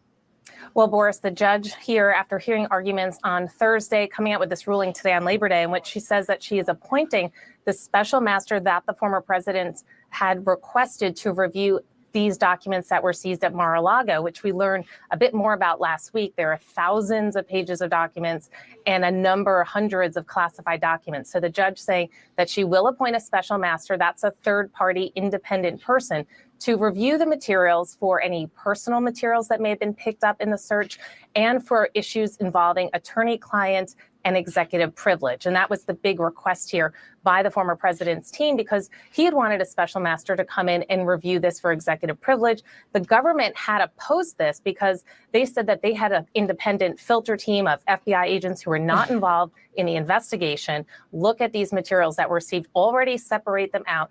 They determined there were about 500 that could potentially be covered by attorney-client privilege, but they had argued in court that there was no place for a special master on this issue of executive privilege because they argued a former president cannot assert executive privilege once he has left office. And the judge at the hearing last week saying she wasn't quite so sure the case law was settled here. So today she appointed a special master. She said that this person will review for personal materials, attorney-client privilege, and executive privilege. And she also said that she's going to temporarily block the Department of Justice from reviewing and using any of the materials that were seized at Mar-a-Lago as part of their investigation. So essentially putting a big chunk of that on hold, not allowing the government to use this as they're working through in this investigation. Wow, I mean that's a big part of this. Now, my take on this, JB, is simply what you said. This is all a distraction, so it puts on hold the Democrats' plan of Trump distraction, because the January 6th thing effectively didn't work. It didn't move anybody's sort of opinion. Either way, it's like people are still, set in their ways. So this to me is a delay tactic. This is a delay tactic. So maybe he's delaying to see if he gets back to the White House, and then he'll be back to his immunity. And it also is that he doesn't trust the FBI. If I was in his position, I wouldn't necessarily trust the FBI. If I wasn't in his position, I wouldn't trust the FBI either. So, that's my take. I'm gonna play one last video. Did you want to listen to that last video before you give your next chime in again, or you had something to chime in on this particular video here, JP? Yeah, I'll listen to the last video. Yeah, so this last video, so I got Fox, I got CNN, so I have to get somebody from MSNBC, and of course I got the black girl. Joy-Ann Reid is the one. Yeah, Joy-Ann Reid is the one who's clipped. Like, I think she was on or came on right when the news had broke. She had a 2-hour special. Fox or MSNBC is lacking in the content department. That's why they have to give a lot of people 2 hours and 3 hours. I think Joe Scarborough went up from 3 to 4 hours or something like that, increased his time, Nicole Wallace, and now her. So let's listen to how she describes the news, and then we'll give our final thoughts on this story, and we can kind of close this segment out. So here is MSNBC's and Joy-Ann Reid's take on what happened. Today on a special 2-hour edition of The Readout, the FBI and the Justice Department have become vicious monsters, controlled by radical left scoundrels, lawyers, and the media who tell them what to do. Donald Trump doing what he does best. That word scoundrel is just funny, JB. I love the word scoundrel. It's kind of like shambles. Yo, he said radical left scoundrels. Radical left scoundrels. No, scoundrels is to me was that what you were laughing at, by the way? I don't know if that was, but that's bro, worse for me that I he laughed called at. them radical left, the same people that did what they did to Martin Luther King Jr., the same ones that killed that killed Fred Hampton, and the same ones that led the McCarthy raid of basically against anyone that was a socialist and communist in the United States. You mean to tell me they're radical? Like, this is how cartoonish and clownish Trump Not is. believable. God, I agree. geez. It's absolutely not believable, but it is what it is. Go ahead. Yo, when you said scoundrels, did that make you want to say shiver me timbers? No, but I did think of what's the other word he uses? Damn, I just lost it. But no, yeah. Let's listen to a little more. I'm gonna rewind it back just a little bit so you can hear him say scoundrels again, because I love when he says the scoundrels part, and then we'll let the rest of the video play. Become vicious monsters, controlled by radical left scoundrels, lawyers, and the media who tell them what to do. Donald Trump doing what he does best, gaslighting his supporters and playing the victim. He did catch a break today on the Mar-a-Lago documents from a judge he appointed. Wouldn't it be great if everyone got to appoint their own judge? Also today, America's education crisis. As kids go back to school there, the ideological war over the uncomfortable aspects of American history. I think I'll leave it there. She comes back to it, but she makes the point that I wanted to hear. and you hear the take that she has on what's happening to Donald Trump. They point out all of these corruption. Oh, he's appointed lawyers. Do Joe Biden appointed lawyers? Everybody, appointed judges. And if their case was in front of that judge would be ruling in favor of that person. So it's just the outrage of one-sided corruption without pointing out the other corruption. It's the story of our duopoly. JB, any last thoughts on this segment, on the topic before we wrap this up, sir? God, everybody's playing their part, man. Everybody's just playing their part. Because, it's like Trump is playing this part for the oligarchs, by the way, because he plays his part for them too. And this is all, bruh, it's just a game. And really, the people who are getting played is us. So between Trump and Biden, like, look, even if you consider yourself to be a conservative one on the right, whatever, and if you're working class, you got to realize that Trump has played you just like Biden has played the Democrats. And the Democratic Party has played you, and the Republican Party has played you. And they're all out to play you. Like, there's no like true honest arbiter on either side of the duopoly. You guys got to realize that. That person, that's a perfect comment. It says, but there are good people on both sides, JB. That's the point you were just ending with. And I just doubled down on the same sort of take on what's happening here. This is really just a distraction, and know about the story, read up on it, and then just use it as comic relief, and that's all that is good for. So now I think we can wrap up that segment. I was sprinting home just so I can include this segment, and we can post it either tomorrow or the next day. JB, did you already give out your shout outs and what you're going to be doing and what people are going to be seeing you and stuff? Yeah, just, everybody can come over to my channel because I'll be doing the interview with John Stasevich, who is a independent candidate for president for 2024. So I'll be having a discussion with him tonight at 9 p.m. Eastern on my channel. So that's going to be really cool. Oh, 9 p.m. Eastern. Dude, JB doing the night smooth. You gonna use your radio voice? You gonna all night long, all night. So I think we can end here. So I'm gonna do something different. I'm gonna throw the comments up after the little closeout video that we play here, but I won't be on screen. But I'll just throw up comments because there's a ton of comments we weren't able to get to, and I just feel bad that we wasn't able to get to so many comments. When we have so many people in our chat, we want to make sure we pop your comments up. So if you just want to see your comments on the screen, stay tuned after our closeout video for that. And for our closeout video, JB, guess who I got here? Let's see. Let's share it. Now, oops, not this one. Now, you may or may not know this cartoon character, depending on what era you grew up in, but this is the character. Recognize? Not really. Me either. So I found out who she is, though. So, let me take this other thing off here. So let's go ahead and see what she has to say. This is Cartoon Network speaking facts about Black History Month. Oh, I'm sorry. Let me tell you who the name is. It is... Anyway, I'll look for it later.